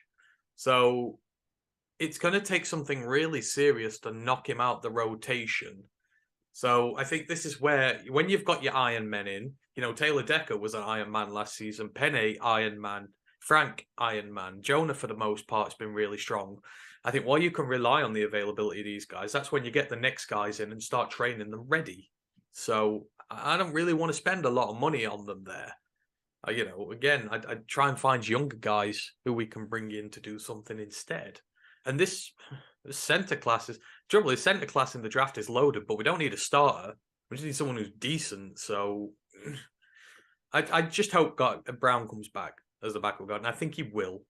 I don't think he's done anything to, unless someone like the Bears come in and want him. And if they're going to pay him ridiculous amounts of money, then let him go. I agree. Bringing Evan Brown back, I think, is the only thing we can do. It don't matter about the free agent side. It don't matter who we bring off the free agency. If Frank went down for the season, for me, the season's over. So that kind of weighs the way it is. Like I said, in draft, if you want a capable backup centre, you have to draft one before two. You either take a South or you go for John Michael Schmitz. He's the only, probably one of the best centres, and he'll still have to cost you a second round pick. So the only sensible option is to bring Brown back on as cheap as possible. Like I said, don't play him at guard because he's not good enough, but he's there in an emergency situation. Or if you don't do any of it and you go super cheap, you try bring back Russ Pearson backer for vet minimum. I think that's the scraping the barrel option. But you don't bring in a free agent because they're not better than Evan Brown, and we can't draft a centre because it'd be too expensive. So yeah, I think Evan is probably the only realistic option. I think that. Sorry, just to say about John Michael Schmidt, and I just said it in the chat. I know that we're going to do a show the night before the draft starts, talking about our hot takes and putting some gambles on and possibly trading some blows, whether money or alcohol or just for props. But my take on John Michael Schmidt is that he becomes, well, he will be drafted before Ragnar was in the first round. I think he'll be a top 20 player. But anyway. And he'll be a top 20 centre. Yes, I just said to the guys in the chat that you'd be annoyed for suggesting he could fill in at guard. I mean, I remember back in the draft when everyone was like with Creed Humphrey, oh, move him to guard, he'll do really well. No, he's a centre. Play him there. And look, he's won multiple in Super Bowls already. You've got to have at least, I know they say you can move and you can do this and that, and moving positions ain't that difficult, but it really is. He's played every single one of his games at Minnesota as a centre. All his stars as a centre. We've seen what happens when you move centres to guards with Evan Brown, and Schmitz is not built to be a guard. He's built to be a centre. The way he plays, he's fully a centre. Just, you have four elite guys on your elite O-line. Treat the fifth position with respect. Fill it with someone who will go in there and perform well right away. If you're building an O-line from scratch, it don't matter if you're moving them all over the place. But here, you've got to get someone who can come in and play right guard right away at a good level, because we need that to win games. We're not in a position to not be able to do so otherwise. We struggled at the start of last season with Stenberg, with Skipper, with, putting guys in here, there, and everywhere. That's what happens when you don't pay good attention to your position, which is why I'm so high on getting... Like I said, Kramer is the guy who has looked best in there in the last 2 years while Hal's been injured. What was Kramer in college? He was a right guard all the way through, and a damn good one. And he came in and played the position great. So this is an elite line. Stop patchworking it up. That's all I would say with that. All right. So talking about people who aren't built to be centres but are built to be guards, and you talk about that very well, Anne. The current players coming back, Vaitai, Jackson, Stenberg, and Awasika. So clearly, right guard. I mean, if Vaitai is cut, he is a candidate for it. But even if he stays, a swing interior offensive lineman is very much on the cards. Looking at the free agency class, again, and like with all of the offensive line positions, it's a little bit barren here. The two names I picked out, Max Sharping from the Cincinnati Bengals and Will Hernandez from the Arizona Cardinals. Other names available at guards, I mean, there's a few who are getting paid some big money. Justin Pugh, Roger Saffold, Matt Pryor, Isaac Semelo. Otherwise, a bit further down, Trey Turner. But then we're into Evan Brown, and we're into Aaron Stinney. I mean, there's no one really to shake a stick at. Ode Ibushi, he did okay at the Rams, and he did okay here, but you're scraping the barrel a bit as well. The trouble with free agency here at the moment is you're wanting free agency to get a starter, and as I've kind of already mentioned, you're paying Decker, you're paying Ragnar. We've got to pay Jonah soon. We'll pay Penne probably early, given the way that he's playing. He's probably going to be an All-Pro by the end of this year. I think at some point we can't afford to pay all 5 guys on the offensive line top dollar, which is what they're going to get. I think Jonah is probably going to be a top 10 paid guard in the league. I fully believe that he's going to be well over more than. He's going to be well over $10 million a year. Jonah Jackson is.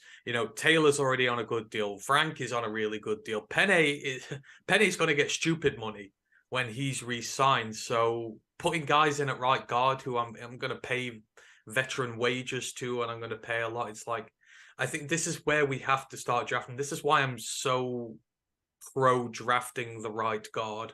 Because at some stage, we've got to start drafting the new guys so that when all this payment comes around, we can afford to lose these guys if we can't do it. If we just keep going with the same offensive line, then in a few years, we're going to have a real big issue in terms of who we can pay, who we can't pay, and then struggling to replace everybody quickly. So, I think it needs to be now. Right guard has to be drafted now, has to get in this line, start getting developed, and then gradually we do it with the other places as well to avoid a logjam down the way. Because that Penne rookie class is going to be pretty expensive for us when Aleem and Amon-Ra are done getting paid, and then Aiden the year after, and then Jameson if he gets off. I'm just really pro drafting a guard as to paying one in free agency just because of the money issue with it. Yep. Ideal scenario. I take Osiris Torrance 18. I cut Vitae, saved nearly $10 million, got a guy in a rookie deal with 4 or 5 years in him. They'll be cheap. That works. Will Hernandez was supposed to be this world beater when he was drafted. He's about to be on his 3rd team already. That for me is a worrying sign. And then the rest of the line, that fodder, just fodder. I agree. This looks like for me a decent interior O-line class. Let's go and get a guard. And finally, we're moving on to tackle. So the players that we have, Decasol, Eze, Paolo, clearly swing tackle is a big need. Eze can be that developmental guy. Paolo, is he in? Is he out? Is he shaking it all about? Don't know. Don't care.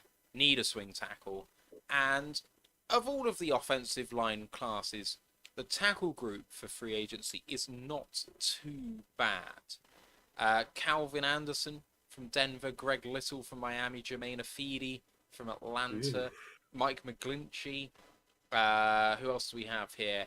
Eric Fisher, Andre Dillard, Billy Turner, Jawan James, Caleb McGarry, Jawan Taylor. There are names in here which are not as much of a scrub as some of the other names that I've mentioned, guard or centre. But that doesn't really mean I want to sign any of them either. No one is standing out to me saying that you are value for money. Well, at the starters, Billy Price, former 1st-round pick, isn't he going to want to be a starter? Mike McGlinchey, is he going to be allowed to leave the 49ers? Probably He's not. going to be a definite starter in it. Yeah. For me, there's a big gap there between guys that are starters and guys that are backups, and it's quite vast in the middle. There's some big names there, but we're not going to bring him here to be starter. That's the only issue with that group. Some good names, but we need backups. See, Jermaine Afidi is about as good as a bad Nate Solder. He's absolutely atrocious. I don't know why he's one of the top guys on the list there. He was bad at Chicago. He's been bad with the Falcons. The guy who I'd take out of everybody there, who I'd actually quite happily take, is Caleb McGarry. He was terrible at the start of his Falcons career, but over the last couple of years, I think he's in the last year of his rookie deal, if I'm right, which is why he's out. He has low-key been a lot better for them. And that would be apparently the expected salary for him is $17.5 million. Who? Caleb McGarry. He's had a really good season So I don't know. He's still given up a ton of pressure. I think he's gave up like 8 or 9 sacks this year, but he's low-key been a lot better in developing. If I'm going to take a backup tackle out of any of them, I'd take him because he's been pretty good, and I don't think he's justified such a massive deal. I think that's a bit of a joke, really. But outside of that, I mean, if you want to bring Fisher in on a 1-year deal or something, just to provide some level of cover, that would be great. We need some cover at tackle, regardless, while we develop somebody. Hopefully, Eze is going to develop. I think it's still going to be another 12 months before we're seriously talking about him in the rotation, but at least we've got some form of plan in place there, and we're developing guys. So I don't mind having a 1-year flyer in free agency for a bit more backup there, but if Caleb McGarry's on a decent wage and not that spot track thing, and spot track can be unreliable at times, I would completely take a go on him. Fair. Okay.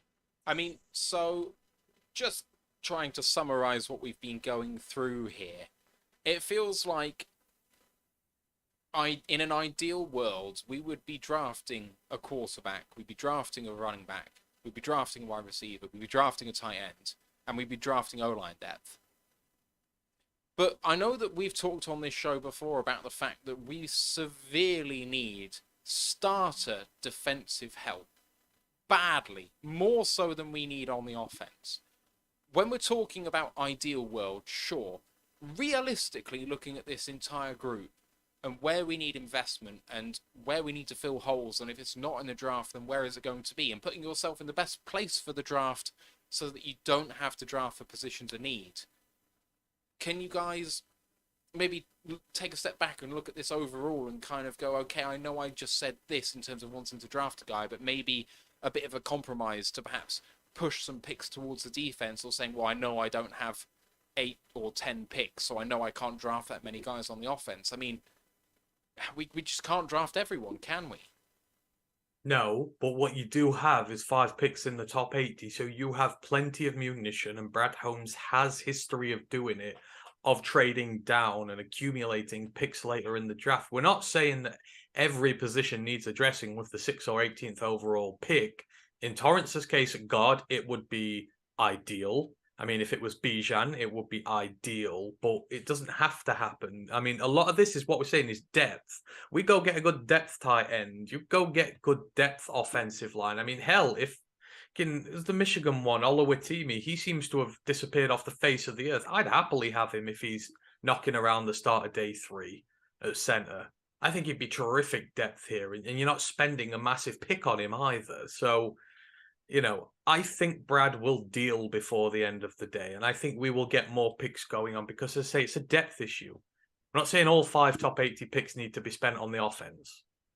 There are later picks that you can also use, and Brad has history of hitting on his later picks. So I just think we have the capacity and the draft capital to make this work and get a few more picks and address a few more needs, which I think we need to do. There's one of those positions there I'm probably least bothered about drafting a receiver. Like I say, if Chark goes or not, but we've shown that, everyone else, I'm not Tom Kenny's biggest fan, but we've kind of shown a knack for getting product out of guys that, in most people, not even on the draft boards. Like Khalif Raymond was basically on his way out of the league. Amon Ra, no one was even looking at him. I say guys like Benson have done well. We've brought in guys like Barry Hill. We can kind of work with what we've got at that position because that's part of Ben Johnson's job and Tanner Engstrand. They can work with odd job men and make a passing offense. So drafting a receiver is not a must. Even if Chark walks, they can probably bring in a free agent body that can do a little bit of what he did. Like I said, it won't be able to replicate it, but I feel like that's probably one of the positions we're probably okay at. The rest, probably do need an upgrade draft, even though we have very few picks. And I know the defense is the biggest issue on the team. I don't know. I think the beautiful thing about the receiver class this year, it's not top heavy, not even close to it. Not like the last 2 years when it's been crazy with the numbers of receivers that are there, but there are a lot of good guys on days 2 and 3 who you can get here, and we're not spending one of the elite picks on them. So I still think we can upgrade the receiver core for what we need in the long term, and you don't need to spend big on it. And like I say, I just see Holmes making the trade to get a round 4 pick and something like that, get those sweet spots in the middle. So, you know, I think you will be fine. I think we'll end up with 10 or 11 guys, personally, myself, I think. It may be like 7 on the defense, 4 on the offense. I could see us going along that route there, but you know, we have to be honest here. I know it's all well saying, you know, we've got to do some in free agency, but if the guys aren't there, then Brad's done right these last few years and he's just not spent there. He's kind of band-aided it and gone by and then fixed it in the draft. You know, I mean, we'll be looking at corner this year. We didn't really fix it last year. We went in on receiver. We can only fix so much of the team at once through this draft process, and I think Brad will just continue to do that for now. I think if Juice was still here, I could see a scenario where all the running backs we had were brought back. But now Juice is gone. I reckon Scotty wants to come in and actually think, do you know what? Let's clear house. I want to clear house behind Jamal. I want to try all my own guys. I want to bring guys in I've worked with. I feel like you might see the biggest rotation or overhaul in the running back room, and that could come from Montgomery. Yeah, because I mean, Jamar's Juice's project. As much as I love Jamar, standing by him, Scotty may not have the same allegiance there. 3rd-year guy out of the draft, not done much so far. Like I say, he might just clean house. So, like Marlon Mack, the Colts couldn't trade him. They tried trading last year and it failed. If Marlon Mack comes here, because that's Scotty's former running back, I won't be surprised if he's a reclamation project. Because right now he's almost fallen off the face of the earth, and he'd probably be cheap. I think he'd come for vet min, and the thing about Marlon Mack is before his catastrophic ACL, he was one of the better running backs in the league, and we know with ACLs from personal experience that they sometimes take 1.5, 2 years for players to come back and find their form. It wouldn't surprise me if Marlon Mack came and actually did really, really well. Like, he's in that sort of window where he's ready to perhaps hit the ground running, and talent doesn't go away, and he's not old. He's like 27, 28. You can at least give him a shot in camp. See if he can beat your current running backs out. 100 grand guaranteed, $1.1 million contract. Get him in. Could be worth it. Any other thoughts, boys, before we perhaps get to some questions? I think, having thought about this a long time, I think, yeah, the offense is a little further away from getting fixed than I thought initially. But depth is critical this year. That's all I'm going to say with this. If we went defense heavy on a lot of the early picks, that's fine. But if we spent all our last 5-6 picks on positions of offense to get the depth where I wouldn't be upset with that. I don't think, because we severely and desperately need it. Outside of the first teamers, we're in a bit of bother.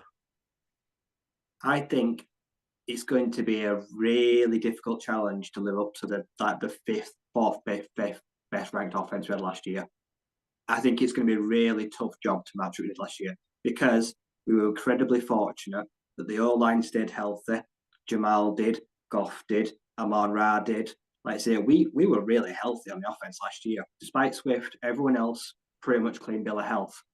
We're going to have to rely on that again, where we bring in some bodies and backup and depth. So yeah, it's going to be roll of the dice. We can do it, but it's going to be hard. It's going to rely on everyone staying pretty much fit again. So I feel like that's the only thing that can hold this team back is, touch wood, any injuries.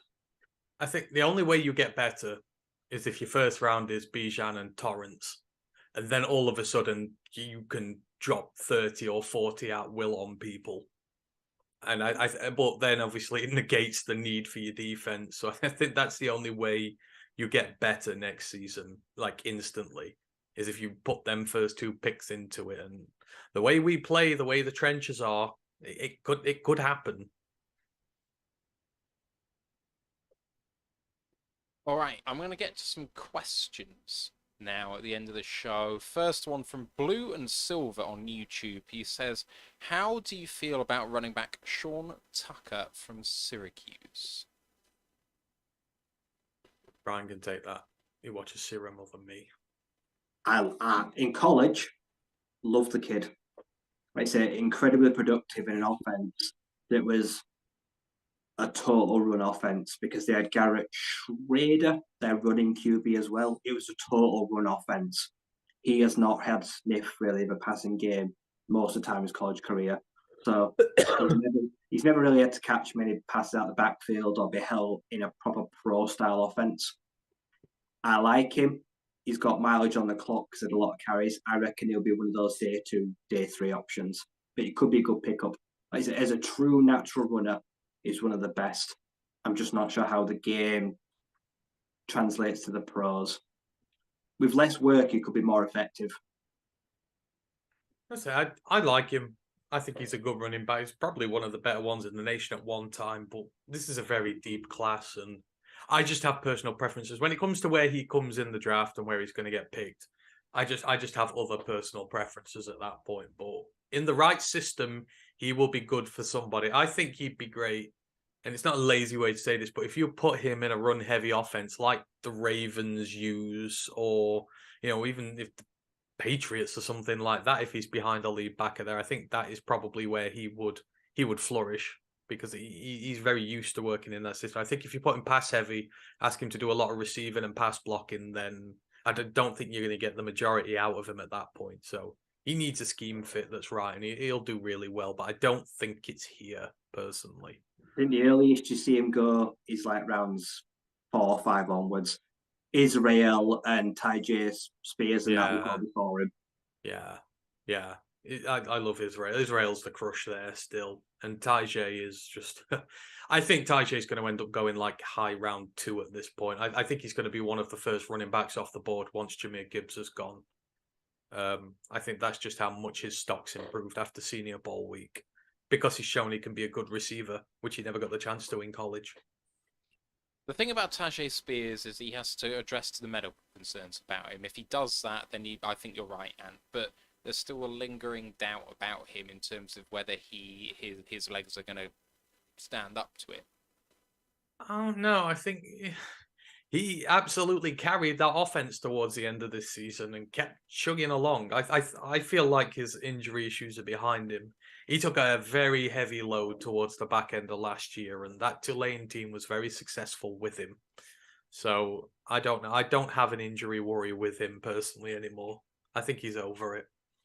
I would tend to agree. I was just pointing out that is the main concern about him now because he had a stellar Senior Bowl. So well, the concern was his receiving ability. He's had what I think it's 29 catches in 25 games.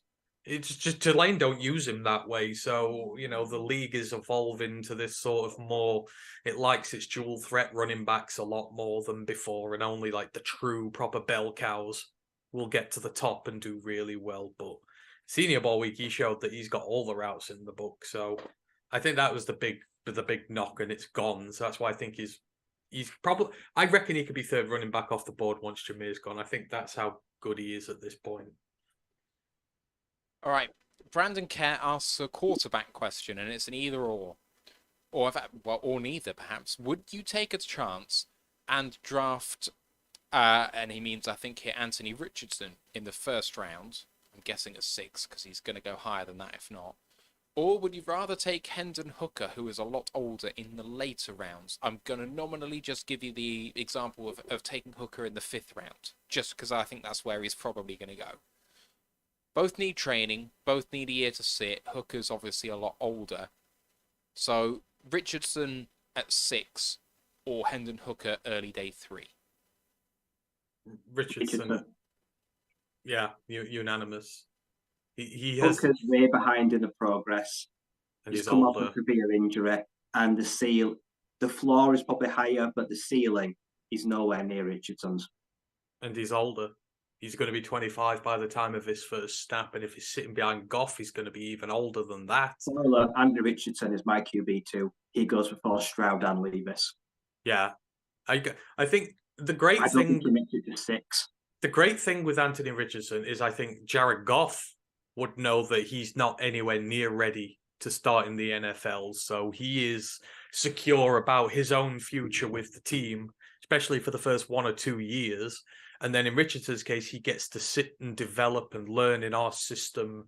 And we can we can have him ready for when Goff's time is done. Not to mention the invaluableness you'll get in practice with having a true dual threat quarterback your defense can scheme against and play against. It just ticks every single box for us. And like I say, it's not chucking Goff out the door. It's actually, I think, just giving him good faith. It's like, right, we've got a good backup now. You go out, do your thing. You've still got the opportunity to go out and win playoff games and be successful here. So it's got to be Richardson. Some of the questions actually further to that, we're talking about Hooker, Richardson or 18 at Hooker in round 2, and it's like I've given you guys a scenario far worse than that in terms of disparity, and you've still gone for Richardson. So I think that's decisively said about it.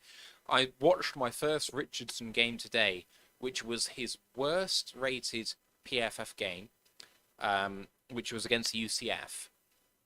And apart from the 2 picks that he threw, which were not good throws, he was great.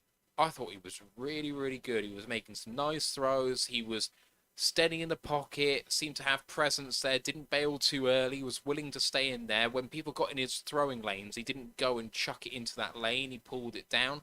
When he decides to go, the turn of pace he has is absolutely spectacular. I came away from it when I thought that, everyone says Richardson needs a year and all that sort of stuff. I don't believe it. He's going to be rough around the edges. He's not going to be great in year 1. But I think he's got enough about him to start year 1, to be quite honest. The thing with him is he's got the uncoachable traits, which is what you need. I mean, his processing, his reads is better than anybody in this draft. The way he scans the field. And everyone goes, he's a dual threat quarterback, but he's not like, Malik Willis from last year, who just takes off and runs every single play. He only runs if he feels he has to. Like he said, when he sees the running lanes open up, when he feels pressure, and he's really good at feeling pressure. He's got that ability, and he scans the entire field all the time. Now, the inconsistency is just with the passing, but you can fix that over time. You can teach him, bits with touch and just to be a bit more accurate and to calm him down. His problem is he's just very toesy.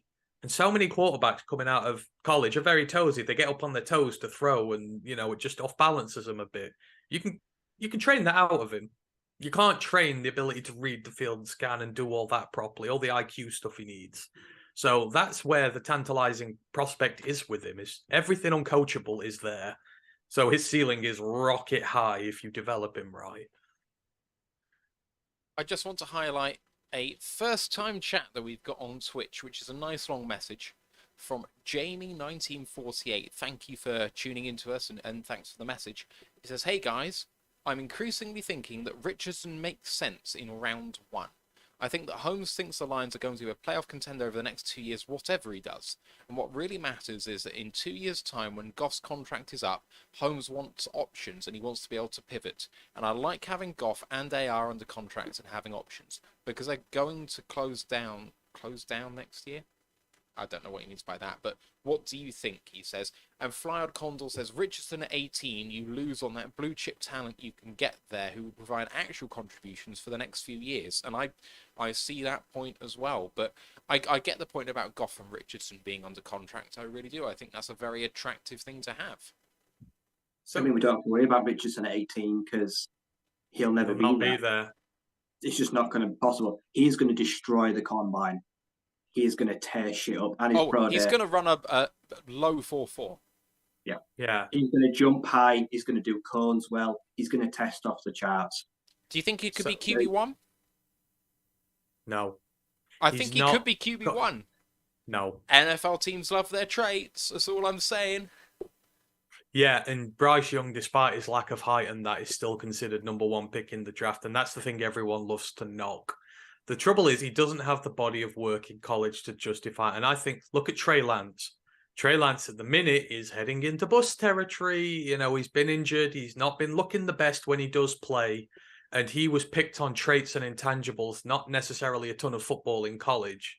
I mean, what did he say? He's played like 1,500 snaps in 6 years or something like that. Not much in the grander scheme of things. So, As for we're going to lose out on a blue chip prospect, I get that argument, but then this is where I don't know if I had this on your show, on this show, or with Luke when we was talking about luxury picks. We have 5 picks in the top 80. If there is 1 year you can afford to use a pick on someone who's not going to develop right away, it's this year. Because let's say even if we do spend 6 on Richardson, at 18, you're still going to get a highly gifted corner potentially in there. You've got 2 round 2 picks where you've got good linebacker depth, you've got good D tackles in there, etc. And then you're going to get another couple not long after that. You're still going to get 4 possible starters on your defense, offense, anywhere it is, out the top 100. And you've still, you've got 4 starters and you've still got your quarterback of the future stashed away. I think this is the perfect year to do it.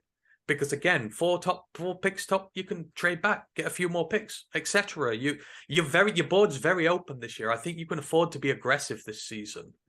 And Richardson is not ready to start in the NFL. So it works perfectly for the Lions, as the first guy said. It's in 12 months, you then have a good situation. If Goff still plays well, then Richardson is going to be chomping at his heels. He is going to be forcing him to be even better than possible. I've been in a position where Richardson is forcing Goff to play above and beyond what he can be to keep his starting job because he knows he loses it otherwise. And, this time next year, we're going to be looking at NFC North titles. We're definitely going to be looking at playoffs. We're definitely going to be looking at serious progression towards a Super Bowl. So if you're going to put him in a position where you make or break him, and if he breaks, you've got the 90th guy behind him, then fine. I just think this is the perfect year to do it. A luxury pick, whether it's a quarterback, whether it's Bijan early, whether it's a tight end early, screw it. I think you can afford to use one of those picks to do something that would not seem, great on the eye, but I think we can afford to do it. Another couple of quick questions before we finish here. Detroit versus everybody says, what are your thoughts on Michigan defensive tackle Marzi Smith moving up mock draft boards? I don't know why he's moving up. I don't either. I think it's a deep position, and I don't rate him that highly. And everyone knows about the disciplinary issue. People will hold that against him. I don't hold that against him. I don't really care about discipline issues. They've shown in the last few years that don't matter about players. But for me, I just don't think he's even defensive tackles 3 or 4. I just don't think he's that highly. No, I agree. And this is not me just being more analytical about Michigan players and stuff like that. I just genuinely don't get where the increased hype has come from with him. I'm just not sure. And I'm with Ryan. I think there's better D tackles in there. I think even coming out of the Big Ten, you've got your likes of your Keanu Bentons who are better, who are going to provide better for you in the interior. So I don't know. I wouldn't be spending a round 2 pick on him, and I would probably be reluctant to spend a round 3 pick there. But that is just personally my thing. All right, Perry Ball has 2 questions, and then I think we're going to close. He's asked first, do you think it's possible Brad Holmes drafts a linebacker in the early rounds? I bloody well hope so. Yeah, I do. I think... Sorry, you go first, Ryan. Let's be honest. I say Derek Barnes has yet to show anything of why we traded up for him. He's shown flashes, but no consistency. AR, well, is AA going to be back? Who knows? Rodriguez had a stellar rookie year, more than I expected from a 6th-round pick. Will he have a sophomore slump? Who knows? But all of these guys here, are they any good in coverage? No, they're just not. Can any of them line up against a tight end like Dan Henley could, or like Diabate could, or Jack Campbell could? No, they can't. I said, are any of them going to be great? Let's say picking up running backs at the backfield. Okay, limited basis, not consistency. It's been a position neglected for far too long. If you take away Tavai and like say Jared Davis, who just didn't work out because they weren't used correctly or fit in bad systems, we need to invest in the position again because it's about to get overhauled. Woods probably not coming back. Boards, well, I can't remember what kind of free agents they are, but Board, Woods, yeah, they've not really lived up to anything, have they? So we're going to be a pretty big bare thin at the position. The free agency market isn't bad, but do I want to throw money at one of them, like a veteran? No, I'd rather have the deal. I'm going linebacker in the second round. I like Dan Henley. I like Jack Campbell. I don't like Noah Sewell.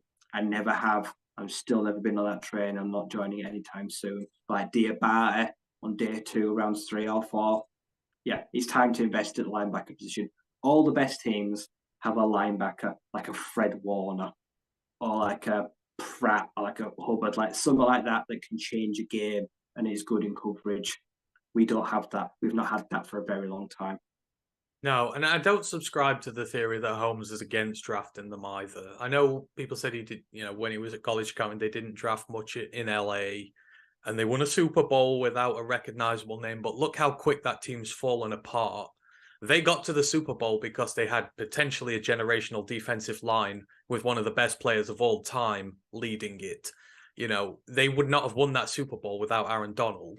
So it's nothing to do with not having good linebackers there. You've seen when the play drops off this season, where's the leader on that team? Where's the crux at the center of that defense? Not there. The team has fallen to pieces so quickly because they've not invested in guys like this. So Brad's first few years here have been about, and he said they're establishing the trenches. First 2 years, first year, the second and third picks we had under him, D tackles. First pick last year, edge. He's gone about fixing that defensive line. So I think now this year, you'll start to see the emphasis shift a little away from the trenches towards skill positions, towards getting more people to fill out these areas of the defense. So I think you'll see him go a different route this year. So I think it could possibly be there. But if honestly, I'm Ryan, I'm waiting for Henley. So I'm not pending one in round 1. I'll go get him in round 2. I genuinely think he's probably one of the best in this draft now. He's shown me that he can be. So I don't think you need to go that high this year. But I think one of them top 5 will definitely be one. I hope it's him. More on defensive free agency next week, and then obviously we'll get to draft, and I am certain that linebacker will be one of the positions that we profile as we do our run up to the draft. Another one from Perry, he says, would you take Jameer Gibbs in round 2? Yes. And then to finish off, one from Jamie 1948, he says, do we prefer Benton or Adebawore? And I don't know if I've said that right, but Keanu Benton, the defensive tackle from Wisconsin, or Adetomwaya Adebawore, the edge from Northwestern. I've butchered that name and I apologize. Do we like either of those players? I've only seen the Northwestern guy, to be honest. I like them both. They were both at the Senior Bowl, I believe. I know Adebawore was. For me, Benton's the best run stuffer, and he's a nose tackle. So it depends. I hear people saying they want Aleem to play 3-tech and stuff like that. I don't think that's correct, but hey ho. But if you're looking for another bona fide run stuffer in there who offers you pass rush upside, then I go with Benton. Because this year, I think he's got like half a dozen sacks on his resume. That was one of his big things. Can he be a pass rusher as well as a run stuffer? Yes, he can. And he's probably the best run stuffing tackle in this class. So do we want that? Whereas with Adeyama, I think he's more of a pass rush specialist and will offer you a bit more in that department. So it's all your personal preference on what you want. I wouldn't be against drafting either of them, but I don't know. I like my big beefy guys in the middle to stock up against the run. And I know Bugs and the other one, I can't remember his name, Jones. Why do I keep forgetting Benito? I know they're in there, but odds are one of them might not come back. So, we need another guy in there. So I think Keanu would be my preferred one, but I like them both. All right, we've been going long enough, so I'm going to close the show here. Please don't forget to subscribe to the show. Gets us towards 900 subs, and then we'll launch our giveaway courtesy of Ryan McCluskey. Our next show, this time next week on the main podcast, Monday, February 27th, looking at defensive free agents in and out. and the NFL Scouting Combine will be starting the very next day. College podcast, folks, this week, and what you talking about? Me and Ryan are doing our rankings for the draft. So Grant's been asking us for a while to do these. So we're ranking who we think are the best prospects at each position for the upcoming draft. Now, I should kind of caveat it with by what we think, not what general consensus is and that. We're going to give our top tens of who we believe is the best there. So if you like lists and debating lists, then come and listen. It's going to be good fun. Ryan's doing the offense, I'm doing the defense, and we're going to critique one another's lists. So we'll probably do a little update on the Legacy Bowl that's going on at the moment, but we'll save most of the HBCU stuff for next week. All right, don't forget to follow us on our socials on YouTube, Twitch, Facebook, Instagram, and Twitter. The group on Facebook for worldwide fans is Detroit Lions Fans UK 1 Pride Worldwide. The website, ROTLUK.com. Please have a look on there. There's going to be new articles coming out shortly about free agency, about the draft. Don't forget to subscribe and rate us 5 stars on your podcast provider. Ken Stauder wants the next Ryan rant. Just want to throw that out there. Just remains for me to thank my co-hosts, Ryan McCluskey, Anthony Fitzpatrick. My name's Matthew Turner. We'll see you shortly. For now, let's go Lions, one pride. One pride. Recording stopped. And I am going to have to go shortly. So I don't know if there's anything you guys just want to chat about for a little bit, but I might have to make it short. I'm just going to jump off. He needs to go out before bed. Fair. You have fans, Ryan. I do, apparently so. So yeah, I'll have to think about the next one. Yes. I'm going to take into board some of the comments from the first one too. Oh, yeah. Ken says Raw. Hardy Quinn says One Pride. Yeah, I love that people like the Ryan rant. I saw Grandizer's comment on it about wanting more feeling from it. So yeah, it didn't seem very. I think maybe it seemed a bit scripted. I feel like I need to pick from options live, so I've not had too much time to think about it. I think I had too much time to think about it.